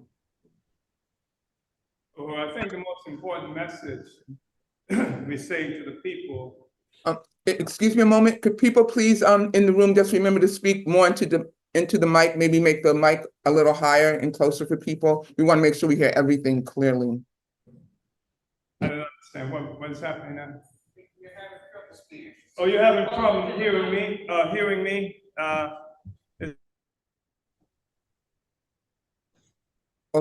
It seems like if people, when they move back from the mic, it would just, it would sound a little more distant. But if people speak more closely into the mic, I think that will work well. Just a reminder. Okay. Just let me say that I think that my statement to everybody is being made by my presence right now, what we're doing right now. Part of the objectives of this attack on us, part of the objective is to scare people, is to terrorize people so that people won't fight back, people won't struggle. See, this is what happens. You're going up against this invincible power that's got battleships out in the Mediterranean and killing people everywhere, and kill Malcolm, kill all these people. Because in fact, that's part of what it is about, to terrorize people into submission. And even it has been suggested, have been given an opportunity earlier on after this attack to come forward because it's a violent attack. This was not somebody knocked on the door and said we have a warrant. It was a violent attack where they didn't even intend to arrest us at that moment, but was to terrorize us, terrorize the entire community so that we would come in and say, we're ready to do whatever you want us to do. It was the intent was to have us be able to do some kind of plea bargain so that we could plead guilty to something in order to keep this pressure off of us, in order to keep going to prison for 15 years, or something to that effect. So that's part of what it is. I'm standing here, and I'm saying that we all have to stand up. I'm saying that the contradiction is theirs, not ours. Even though we are facing 15-year prison sentence, it's not our problem. It's their problem that makes it necessary for them to say, put them in prison for 15 years if we have to. Because it's their constitution that's under assault by them. It's a really interesting thing. They pick up a big rock and drop it on their own foot. It's their Bill of Rights that's under attack by them, not us. They are attacking the Bill of Rights. They say this is fundamental to the legal system of this country. We're not attacking that. We're using the legal system. In fact, they charged us what the Justice Department, as they call it, accused us of doing is weaponizing free speech. We're using free speech as a weapon, which is what free speech is, which is what the white people wanted it to be when they created the Bill of Rights. When they created, there was to be a weapon against tyranny. And now that they are the tyrants that's being made clear, they say free speech is being weaponized by us. You're damn right. We're weaponizing it. We're using free speech, and we're calling on everybody to speak freely, not be intimidated, not be pushed into the bushes, and to any other kind of thing that prematurely will set you up to have you wiped out. Let's develop a whole anti-colonial movement. Let's make them have to say that niggas ain't got no right to free speech, which informs our community in a very positive way. And because people always try to find the easy way to solve a problem. So they say, to solve a problem, what you do? You go and vote. That's the easy way to solve a problem. You go and vote, and they kill you for trying to vote. That's how it happened in the 1960s. They said we could have the right to do this and right to that, and then they kill you, they destroy you, they do all the other. People come to different kinds of conclusions of what it means, what you have to do. So that's them doing that, not us. Somebody say, do you believe in violence? No, we believe in freedom. It's not the oppressed that determines what it takes to be free. It's the oppressor. And you saw people praying for freedom. People are being beat up for freedom. People doing all those things, and there's the oppressor who did that. We didn't go and have demonstrations, beat ourselves. We didn't put the high-powered water hoses on ourselves. The oppressor did that. So what will it take to be free? That's not something that we answer. That's something you answer. What will it take to be free? That's the thing that we are dealing with. So I want to say that Obama was a really important instrument that they used. Where did they get this guy? One thing it was clear was when they first had him speak at the Democratic National Convention, there was an audition. It was an audition to see what he could do. And he came out, there's no black America. There's no white America. And all this kind of nonsense, liquidating the whole colonial contradiction. And they have an African who's liquidating the colonial contradiction. He was loved. Kamala Harris loved this other Negro with the conservatives. There's no racism in America, etc. until you drive home. You see that? I'm sure this guy, every time if he's driving along, he see that little bubblegum machine in his rearview mirror. I'm sure that he has a sphincter clenching moment every time that happens, because that's the reality for African people in this country. So anyway, Obama was that instrument that they would utilize, but not just against us, but against Africans on the continent. Anybody remember how delirious Africans on the continent were when they saw Obama get elected? Whoa, they thought it really meant something. Look at what even Hugo Chavez did at some conference, and he walks over to Obama and he gives him this book on the murder of the indigenous people in this country. What was it called? You know what I'm talking about. Open Veins of Latin America. Look at where Muammar Gaddafi lured into this thing because of this black face. But we never were. We never were, because we understood the nature of the social system itself, and it didn't make any difference if it was male, female, African, white. It didn't make any difference. This system had a mission, and it was built into it. So anyway, that's what Obama was about. And that's what we're about, is helping to help people be able to see through the fraud. I know I spoke a long time on that. Anybody else comment? We have a sister, we have brothers Akiba Rudy and Sister Betty Davis. Also, if there are any people in the room who have their hands up, let us know. But I saw you, brothers Aki, and then Sister Betty. And then if there's anybody in the room who has any questions or comments, we'll hear from them as well. Let me yield to Sister Betty first, and then after Betty, then I. Oh, okay. Sister Betty? Uhuru, I don't know what's happening with oh, there I am. I just want to ask the chairman, in the context of your discussion about freedom of speech, and I unite with your assessment that this is what it's about. And I know there was a council or congressional person in Brooklyn who submitted the legislation that we can't even support Africa. Gregory Meeks. Yes.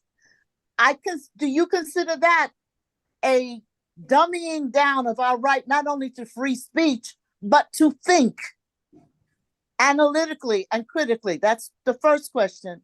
And in anticipation of tomorrow's program, as a member of our chairperson for the Education Working Group, do you consider the march campaigning going on in this country against the right of our teachers to present a true picture of history by including Africans also part of this march against free speech for all of the so-called citizens in this country? And do you put it within the context of your struggle as well? Yeah, I think that for sure, this whole issue of history, of being able, and even what they provide usually in the educational system process is not meaningful. I mean, in the long run, but they can't even tolerate that. They can't have that because we have no history.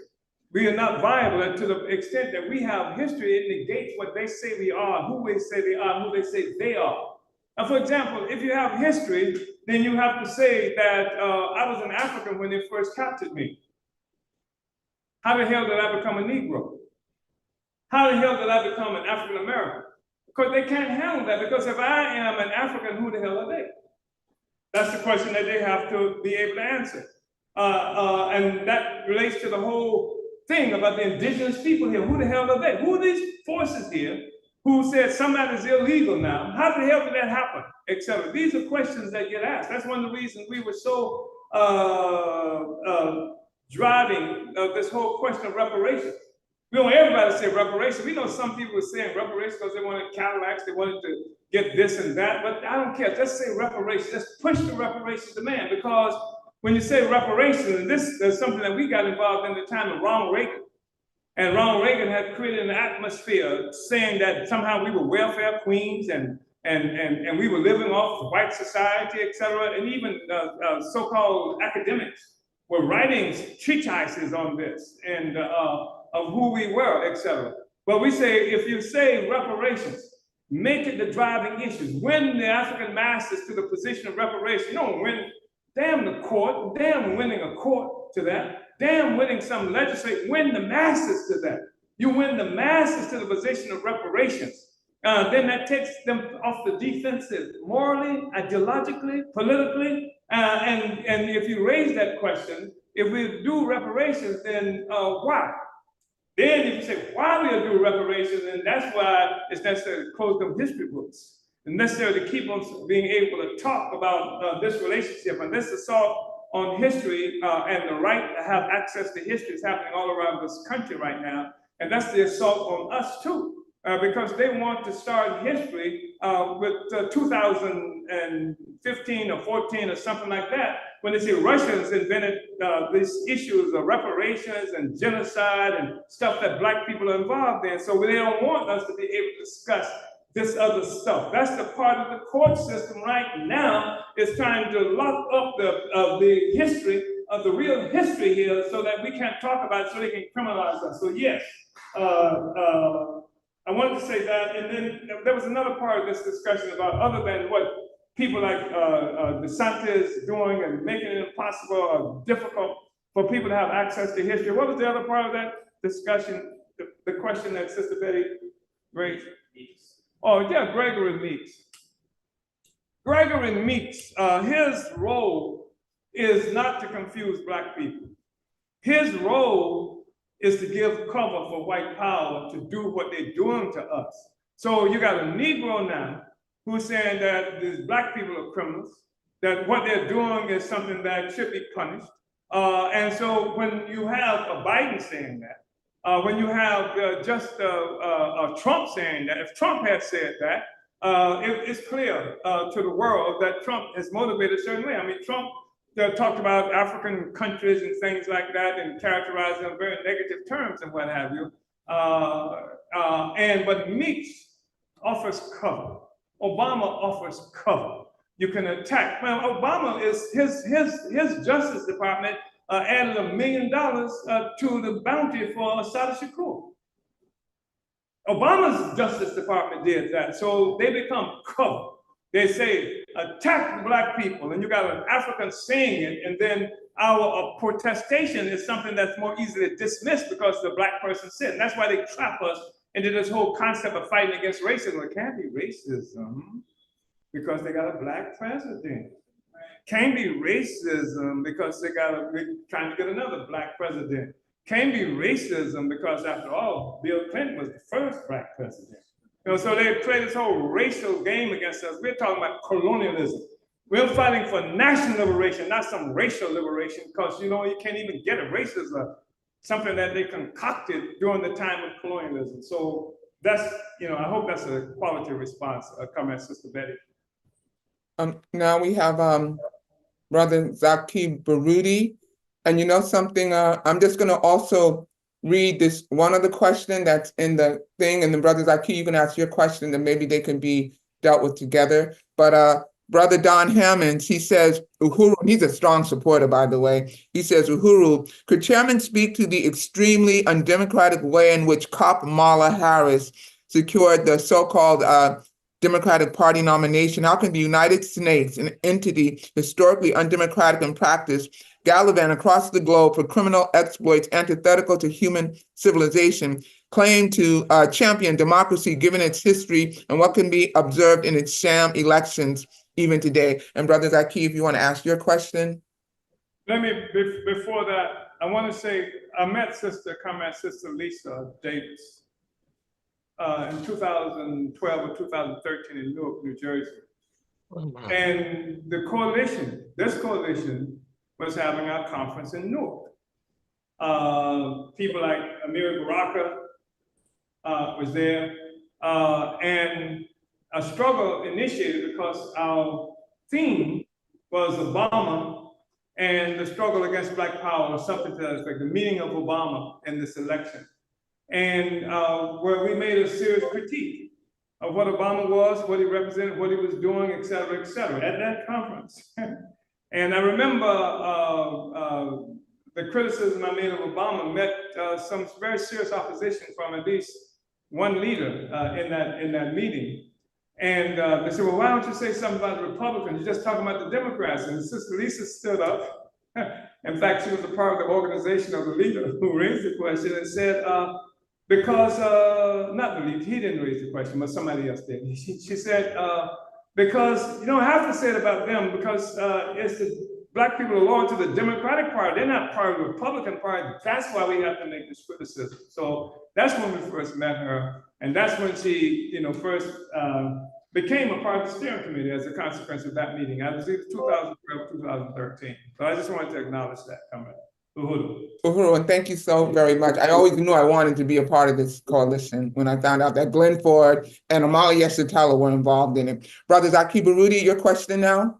Yes, Uhuru, I have a question, but a comment also. I just want to, on my comment, just reemphasize the chairman's analysis of their push to instill fear into our people, which has always been historic with their terroristic push on our people. Just yesterday, I was briefly with Fred Hampton Jr., who was in St. Louis for the commemoration of the murder and assassination of Mike Brown. Mike Brown Jr. But the fear that they consistently use to put the end to the Black Panther Party, and fear that they tried to put onto Chairman Omali yesterday. I just want to say I salute you for your strength, sir. That's first and foremost. And then the whole question of free speech, as you pointedly stated, in terms of many of our martyrs did not commit any kind of physical retaliation against our enemies, but were killed because of speech. That's I just want to re-emphasize that point that you made, and I truly appreciate that. But also, I was calling to, my question is, did you get an opportunity to read the article that was posted in the Jewish Informer, which is the headline had Cori Bush rallied with pro-Kremlin activists critical of CBC, the Congressional Black Caucus, PAC Chair Greg Meeks. We had a brief discussion on that. Did you get a chance to actually to read it? And I would encourage people to check that article out. It's the Jewish Informer. Chairman. I want to thank you, Comrade Zaki Baruti. And I want to say that, my ability to do what I do is informed in part by your capacity. And the fact is that when you mentioned people like Fred Jr., who was in his mama's stomach to be born, just a couple of weeks after the brutal assassination of Fred on December 4th, 1969. It's the history that they don't want told. They want to separate what I do from this reality that African people experience. They want to separate the existence of the coalition, the existence of this movement from the brutality and murder. Somehow, we awakened one day and Russians were in our brains, and Russians told us to do this and that. And so doing, what they want to do is obscure this historical relationship, this historical reality, that white power did it, the colonizer did it, etc. So Fred, is a glaring example of that. And then the stance immediately after the attack, you, Comrade Jessica, in particular, were two people on the same day, within hours after this assault. We had a press conference on the steps of my house on Redbud, and initiated the process that built the Hands Off Uhuru movement. And you stood solidly and have stood solidly, since that time, and did so in the face of fear and opposition by some of the elected officials in the city of St. Louis. And there's some people who, I didn't read that particular article, but I've read articles and I just stopped reading them because they were, it's not just that they were ridiculous. I'm sure that it's a state orchestrated kind of media blitz that's happening. The closer we get to the trial, I think we're gonna see more than that. But it includes the accusation that you helped to turn Cori Bush into Russian asset. And the last thing I saw included the mayor of St. Louis as being a part of this thing, said that the work that we have done to build these economic development projects for African people should be looked at with some disbelief, because we are supported by the Wagner Group, that's killing and oppressing Africans in Africa. So these are extreme kinds of assaults being made against us, are part of an orchestrated process, so that they, working with forces like Zuckerberg, where you're supposed to have free speech. Remember how many people were excited by having access to social media, et cetera, because finally some kind of democratic process is available now. Everybody can participate, everybody can't participate. You have to learn a new language. You can't say white.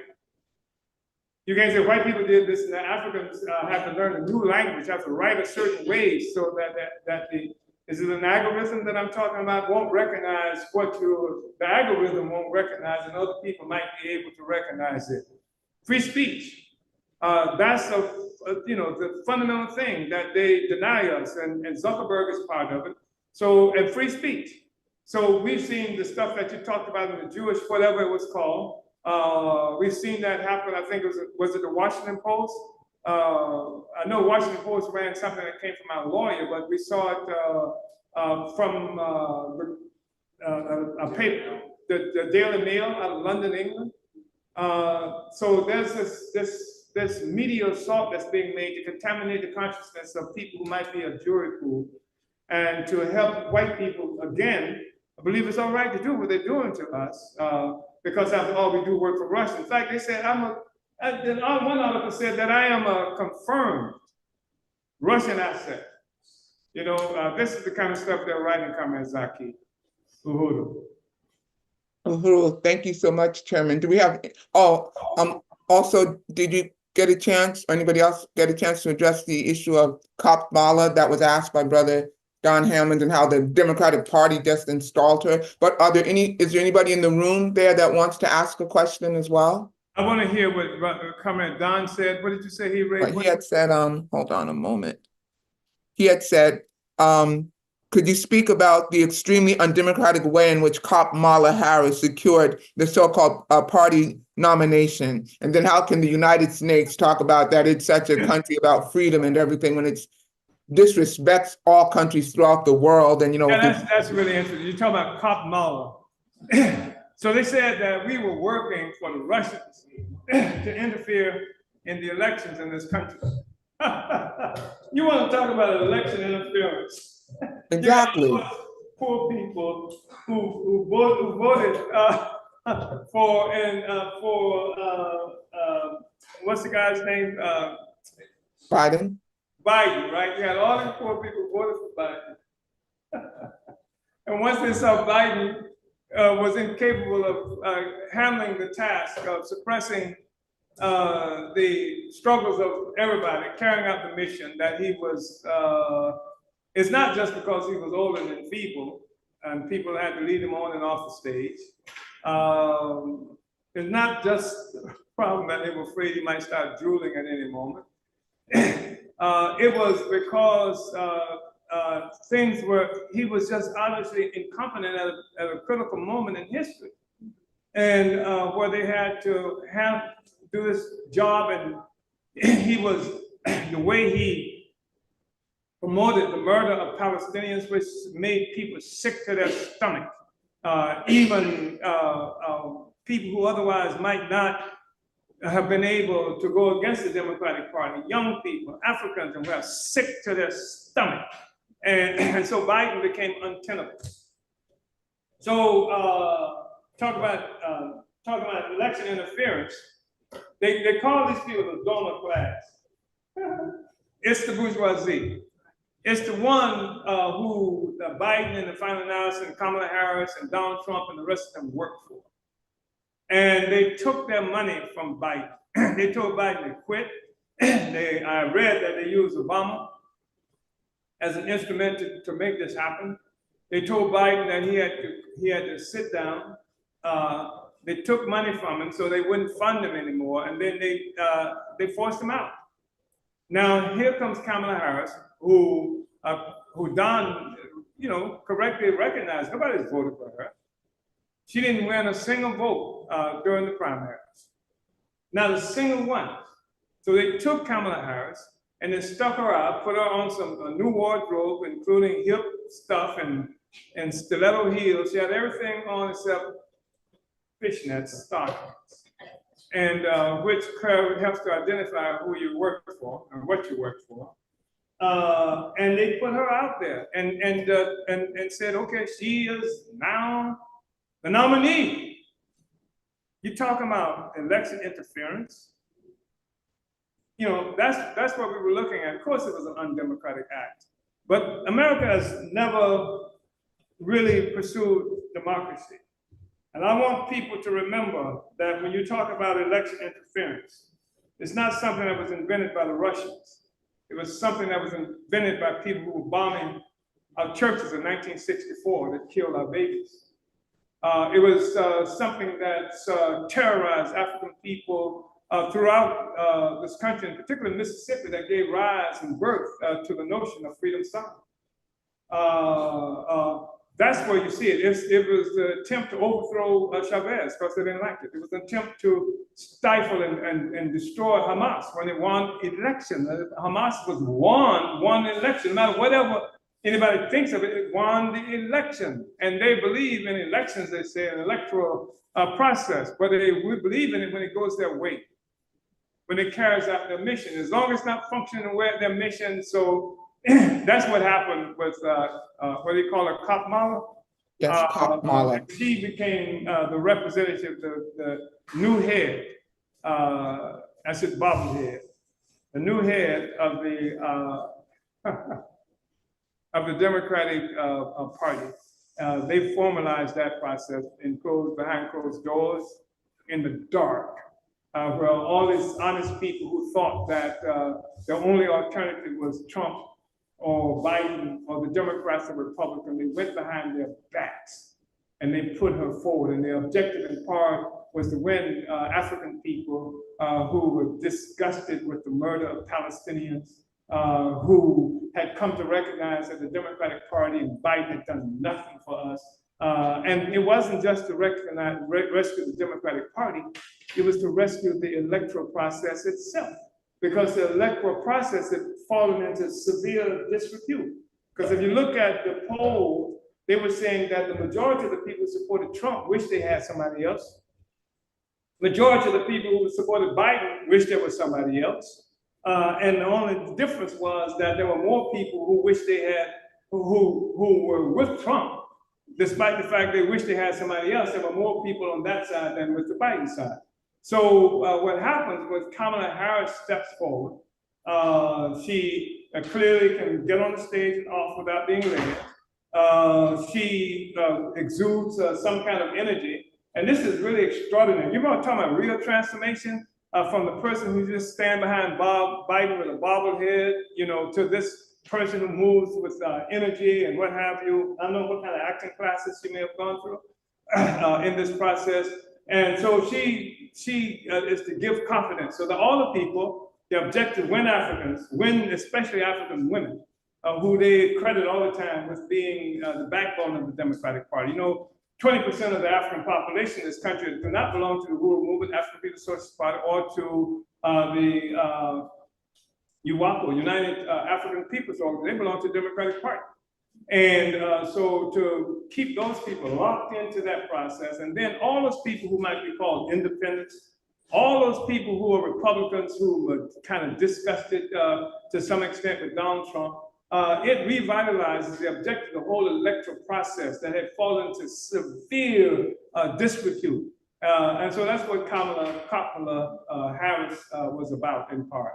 That's the role that she's designed to play. But we see through it. And we're going to help all the people see through it, because people have been trapped with the assumption that there's no alternative.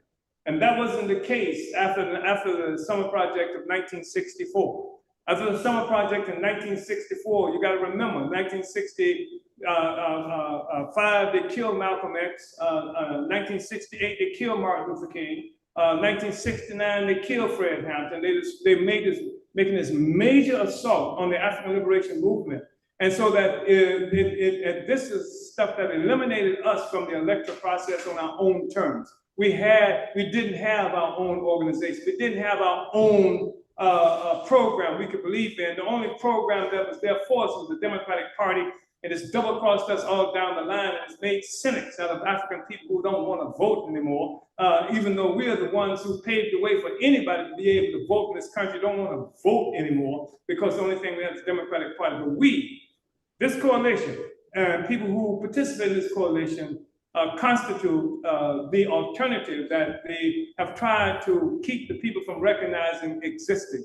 That's why they would attack us. That's why they would attack this coalition that initiated, for the first time, we initiated these electoral schools, campaign schools. Come and we'll teach you about elections. It's not in the Bible that you have to be a part of the Democratic Party. We can tell you what these elections are about, what's the history of them, and then how to win using a revolutionary politic, how to reintroduce into the political arena what they thought they took out when they killed Fred Hampton, what they thought they took out when they killed Malcolm X, what they thought they took out when they murdered Martin Luther King, what they thought they took out when they did everything they could to neutralize the Mississippi Freedom Democratic Party. We're back. Black is back, and that's the problem they have, and that's one of the reasons they had to attack us. And that's why everybody who's a part of this coalition, friends of this coalition, should recognize the significance of what it is that we do. Uhuru, and also, just to remind everybody, it is the Biden-Harris administration that's coming after the chairman. It happened under them, the Democrats or the Democratic Party, under them that they did that. So, and the Democratic Party, and it was Kennedy and Eisenhower who helped to kill Lumumba. It was Kennedy and Eisenhower who participated in that. It was Johnson, the Democrat, who orchestrated and organized the overthrow of Kwame Nkrumah in 1966. So it's stuff. I mean, you got a colonial enterprise here. That's one of the reasons that I'm so disenchanted when I hear Africans talking about our struggles against fascism. When the fact is that it doesn't matter if it was right wing or left wing. If they're part of colonialism, colonizers, that's what they were. I mean, the greatest champions of anti-fascism during the Second and Furious World War, fighting against Nazis and stuff like that, was the French. But at the same time, France was fighting against fascism in Nazi Germany. Look at what they were doing as colonizers all over Africa. Look at what they were doing as colonizers in the Caribbean. These are the anti-fascists. These are the that we are supposed to look to as evidence of what our struggle is about. I look to them as evidence of what our struggle is about, because clearly what they represented was colonialism, fascist colonialism, if you will, democratic colonialism, if you will. Colonialism is colonialism, and there are no good colonizers. So, Uhuru, comrade. Uhuru. I'm going to now, and also Sister Kenge, because I look to her for the time check, but we're getting ready to have a call for resources, and we're going to go to take a lunch break. But before we do that, Sister Kelly said, because for whatever reason my my share button is jammed on the screen, the tech people said that they can pull up the presentation that I wanted to show, just a quick one, but again, it shows you the scope, the reach of the Uhuru movement under the chairman. Is that ready? Can we pull that up? Oh, great. Yeah, this is just going to be very, very brief. Do I have the control? Let me see what happens. So I want to start with the Black People's March on the White House that we had November 4th, 2023. Great. And you can just see, if you just look at a lot of the signs and everything, you will see so many things that we are about. You'll see Haiti, you'll see Palestine. And one of the points of our 19-point platform, which was established, well, even if you look at the foundation of the Black is Back Coalition, you will see from its very foundation that we were talking about international issues such as Palestine and what's going on in what they call Latin America. And you can just see that this is right here as well. Okay, again in DC, just showing, the scope and all of the different signs. Biden, you can't hide, revolution's right outside. And now it's going to be Kamala or whomever. And you can see again, Haiti, victory to Palestine, all of these various issues. slide. And this was in London. I wanted people to really see this. Also, the previous slide, I think, were from people in Los Angeles, but this is London in the UK. And you can see right there, hands off Africa, hands off Uhuru. And you can see that emblem right there, the Black is Back logo, slide. Pretoria, occupied Azania, slide. Again, occupied Azania, Pretoria, slide. Right. Sierra Leone, West Africa. The African People's Socialist Party, they marched 8 miles from Tangering Community to Freetown Airport. Slide. Again, so much was going on in terms of this year and what happened after, as of October 7th. And again, the Black is Back Coalition, we don't just focus on domestic issues. We can't do that. But you can see the issue of Palestine, what was going on internationally, really required our focused attention. And we got involved. We supported encampments. We supported the youth. We supported youth who were becoming radicalized. Slide. We got involved, the uncommit the vote campaign. We said uncommit the Black vote and added these demands. And this is just a snapshot. There were so many other things that we did. I just wanted to give a snapshot slide. And then again, some of the various organizations within this coalition. We have so many organizations within this coalition that's doing dynamic work. Louisiana United and the Joko Collective. We have Friends of the Congo. We have the African National Women's Organization and Operation Stop CPS having the Black Mothers March on the White House. You see Brother Zaki Baruti and the Universal African Peoples Organization. We have the Black Alliance for Peace. And one more slide. Next slide. Oh, do we have one more? Is that it? Oh, okay. I wanted to, well, let me just also recognize our brother, Ralph Pointer. And that was something that we joined each other, joined forces, because one of our comrades transitioned. And whenever that happens, we like to be there for each other and to always remember them. And our comrade Ralph Pointer on December 25th.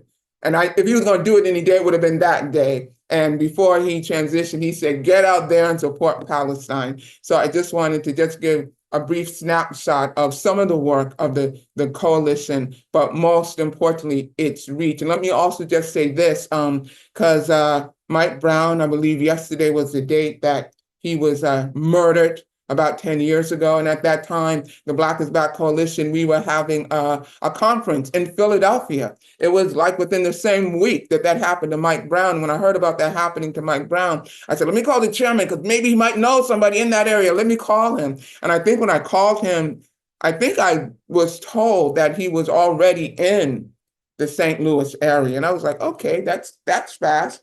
This was within the same week. I get to Philadelphia and I see all these people from St. Louis, including Brother Zaki Baruti, who was at that conference in Philadelphia the same week that our young brother Mike Brown was murdered by the police. And it has just been awesome, incredible watching this vision that the chairman had, the Uhuru, under the leadership of the chairman, have unfold in St. Louis. Because in the next year, we had the Black is Back, we had our annual conference in St. Louis again, and we had a community center that I think people rented out. They were able to do that. But 2 years later, I think you see the Uhuru House, and then you see all these other projects, and they come into, he concretizes it. So it's not just having a vision, it's being able to bring that vision into reality. And I just have to say that because that has been an incredible thing to witness. Uhuru. Brother Sayero. Uhuru. Now, you know we can't do this. Everybody knows that freedom ain't free. Freedom is not free. Although maybe one day we can get it where it's freer than what it is right now, because ain't nothing free or cheap in the United States. But now it's the time that we're going to have our call for membership and resources.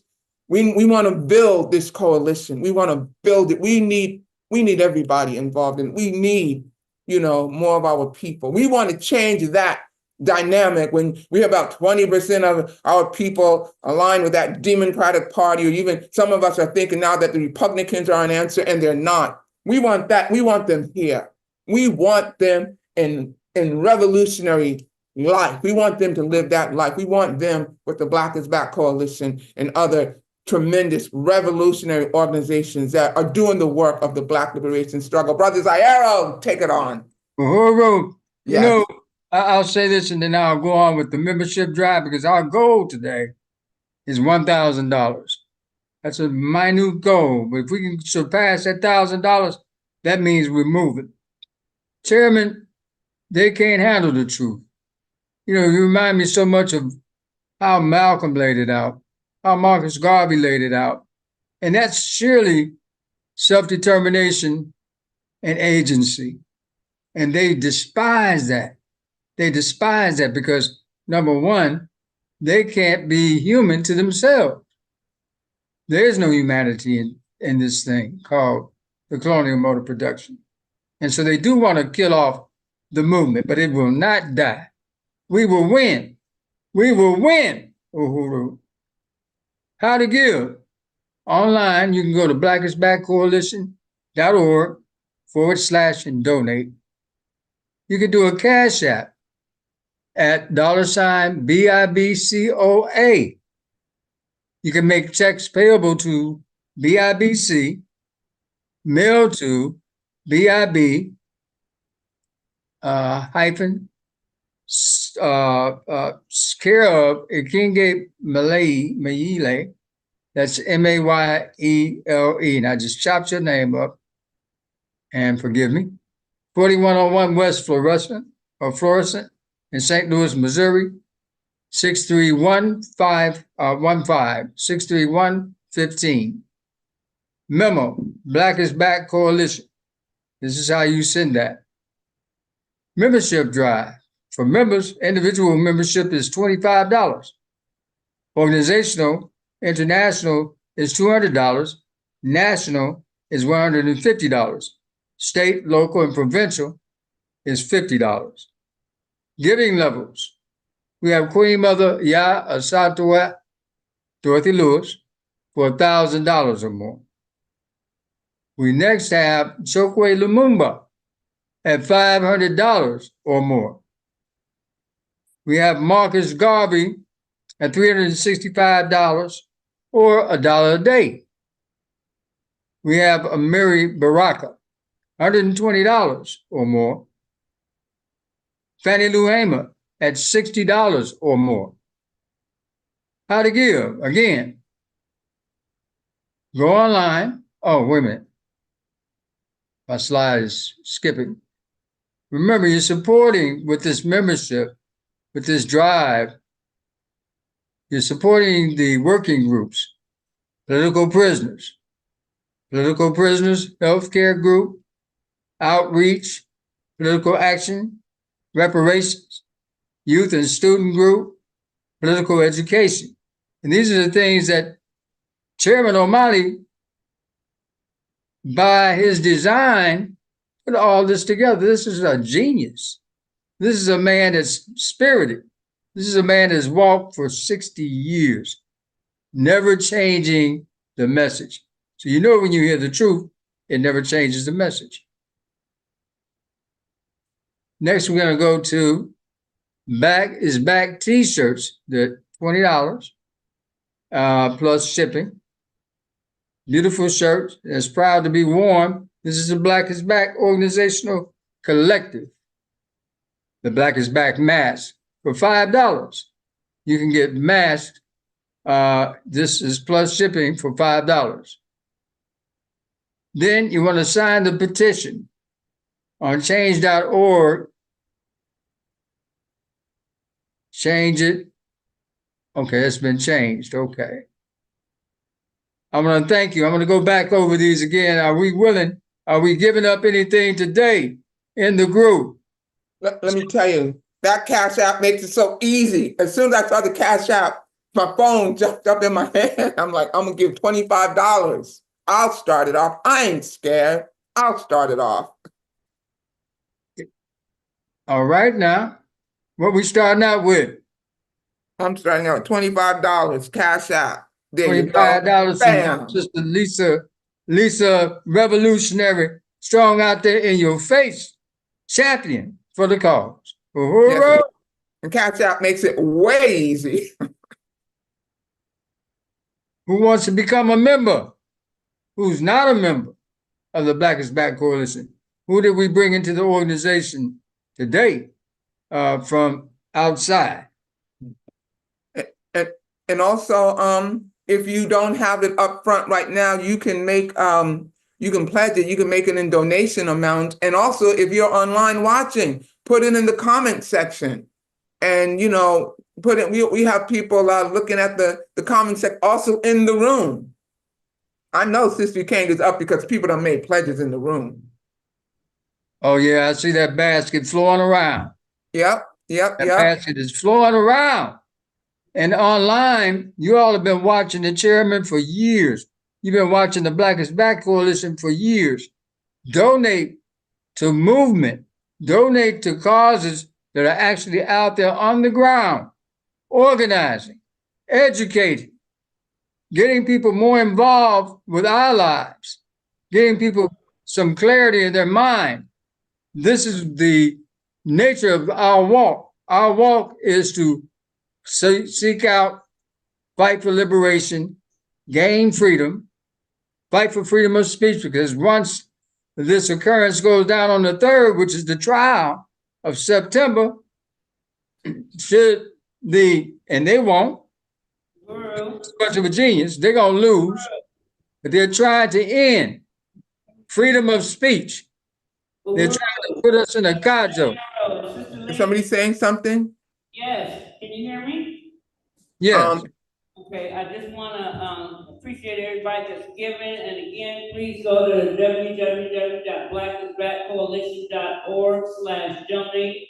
This is also membership renewal time, so all members of the Black is Back Coalition Steering Committee, now is the time for you to recommit yourself to the coalition.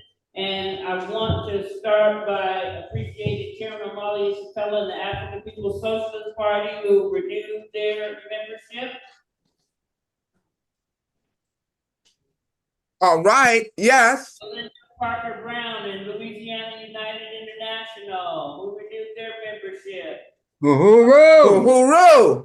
Joko Collective, Sister Tasha, Brother Youssef and Sister Jamila, who renewed their membership. Uhuru. Lisa Davis, Brother Sayero. I also want to thank Comrade Kabula for his $100 pledge, $100 donation, and Brother Emmanuel with the Youth Student Working Group for his donation. We've got more coming in. We've got a few more minutes, so I can go back and check to see what's coming online. As well, I want to encourage everyone again to go to www.blackisbackcoalition.org/donate to become a member. There are numerous amounts of opportunities for everyone to get involved. There's something for you to do. We need to go to work. September 3rd, is just weeks away. We need everyone to St. Pete, and we need everyone at the trial. So let's go ahead and become a member today. I'm going to come back up with some totals, but again, go to www.blackisbackcoalition.org, or if you are using Cash App, it's $BIBCOA. Uhuru. I want to say one thing too, though, to those online. You've been watching for a few years the work of the chairman and the work of the Black is Back Coalition and all other organizations in the structure. You've been watching, you've been agreeing. It's not much to give to something worthy. We throw money away every day. Give. We're asking for 1,000, but if we can get over 1,000 today, that means there's more attention. There's more organization. We need you to get involved, become a member, because the heat is on this long, hot summer. Uhuru. Yes, it is Uhuru, and they're coming after us in big ways and small ways. But I don't got to tell you that. And I surely ain't got to tell you that. And if you're Black and living in the United States, but we also see what's going on all throughout the world. They ain't going to save you. Voting, and this is just the truth. And I vote all the time. But I'm gonna vote my conscience. But it wasn't voting that advanced anything for us. It was the Black liberation struggle. It was people rising up. That's what did it. Not no Democrats and no Republicans. Nothing happened like that. We have to come into our own power and realize that. And what better way to come into your own power than to belong to a network of organizations and people with access all throughout the world, and especially on the continent, and some of the membership organizations that we have in here. Like I said, Brothers Akiba Rudy, I never heard of him, but the chairman went to St. Louis, and he's here, and he's been here all along, and they're doing great work. We have the Black Alliance for Peace that's a part of this coalition, doing great work. So Louisiana United and so many others. So when you join this coalition, you are literally joining a coalition of people. And I will tell you, because I've done it many times myself, that you can call if there's something going on in some other part of the world. I called the chairman one time when I heard about some medical situation that somebody was having in Los Angeles, California. I'm in New Jersey, and I couldn't get there. But I was like, Chairman, do we have anybody there? He goes, yes, we do. And then they were participating in the protests and everything. We wanted to make sure that we at least were able to register our voices to let them know they had support. So that's the kind of thing that can happen. And it's a tremendous coalition. And in fact, they're coming after me, South Orange, New Jersey, over something stupid. My trial, my so-called, it ain't my trial, it's their trial, August 16th. But I have the Black is Back coalition that I know I can go to, and they know it too. And so I know I have this force that I can draw from, lean into, and be like, I need some support over here. And they know that. So we want to be that. We want to be that for our people. We have to be that for each other. And make it rain, make it rain, make it rain. Cash App, it's so easy. Remember now, the Queen Mother level is $1,000, everybody. Chokwe Lumumba, $500 or more. Marcus Garvey, $1 a day for $365. 365 days in a year, $365, $1 per day. Oh, okay. And I just want to give a shout out to Courtney Hester Green, who said she pledged she'll pledge an individual membership by fall, but will speak to other organizations that she works with about becoming members of the Black Coalition for Social Justice, Peace, and Reparations, an organization of Black people, Black organizations committed to the Black liberation struggle. But we do work in alliance with other organizations. We really do. We are about we believe that we should live in a world where everybody eats and everybody has the right to self-determination. Everybody. And you can see that we've been living by it. You can see we've been walking the walk and living by it. And we get into serious conversation among ourselves. We are a coalition, we unified around certain principles, but we also have serious discussions around other principles and stuff. So, join, become a member. That's why the political education is so important. That's why the reading and the listening and immersing yourself, changing lifestyles, changing the order in which you do things is so important. The Amiri Baraka, Uhuru. I just want to report that we raised $920. Oh, yeah. So still have lots more programs. So I want to appreciate everyone that's given. President Montemel, you want to shout out some names here for me? Yes. Oh, wait a minute. MQ just said I pledged $100 on August 20th. MQ always comes through. That's MQ. That's MQ for you. MQ always comes through. All right, and someone should what do you call it? What do you call it? Match, MQ. Yes, match that $1,000. Plenty more time in the day, so I expect to hear about 10 more people matching MQ for the day. Who else we got? President Montanello. So we got, Big Hats, $100. All right, Penny, woo-hoo! And $100, yes. let me just say this. They claimed that they had some kind of magic for Cop Mala, where they raised over $20 million. Okay? Yes, Now, yes. Yeah, okay, we'll settle. If you can't get the 20 million, we'll take Yeah. 1,000. But we're gonna do it. But they raised it overnight. And they claim that's some black girl magic. I'm like, I wish that black girl magic would be able to work to get reparations and to end all these wars and everything. But that's the Democratic Party for you. That's where their magic is, and wars and all that stuff. But Are you saying that's paying into slavery? Paying to stay a slave? Is that what that? yeah, I kind of think so. Yes. Uhuru, I want to thank Jesse for his $10 donation. Woo! Uhuru! Uhuru! Uhuru! Already 100. This looks like Lisa, can't read his writing, 25, and Peg, 50. All right. So we've already exceeded our goal for the day. However, Keep giving. not stop you from giving. We can get to that 20 million too, can't we? So I'm counting on everybody. It is lunchtime here. We're gonna take a break for 1 hour. And we will be back. What time is it right now? It is 12:20. So we will resume our broadcasting at 1:20 p.m. Eastern Standard Time. I also got where it's at. Eastern Standard Time. So we'll see everybody back with much more programs. Continue to give, but don't just give. Give and let's go to work. Yes, yes. Give and get involved. One of the working groups. We want to not only just pack the courthouse, but we want to pack the streets of St. Petersburg, Florida, from Yes. now until after this trial is over. Let's show them what we're working with. Right, we want, back. and we want to be able to pack Back the is streets back. wherever we are. Black is back. So yes, go on and feed your physical bodies, but we're gonna take care of your souls when you come back, and we're gonna feed that. You go and come back Oh. energized. Get Yes. involved.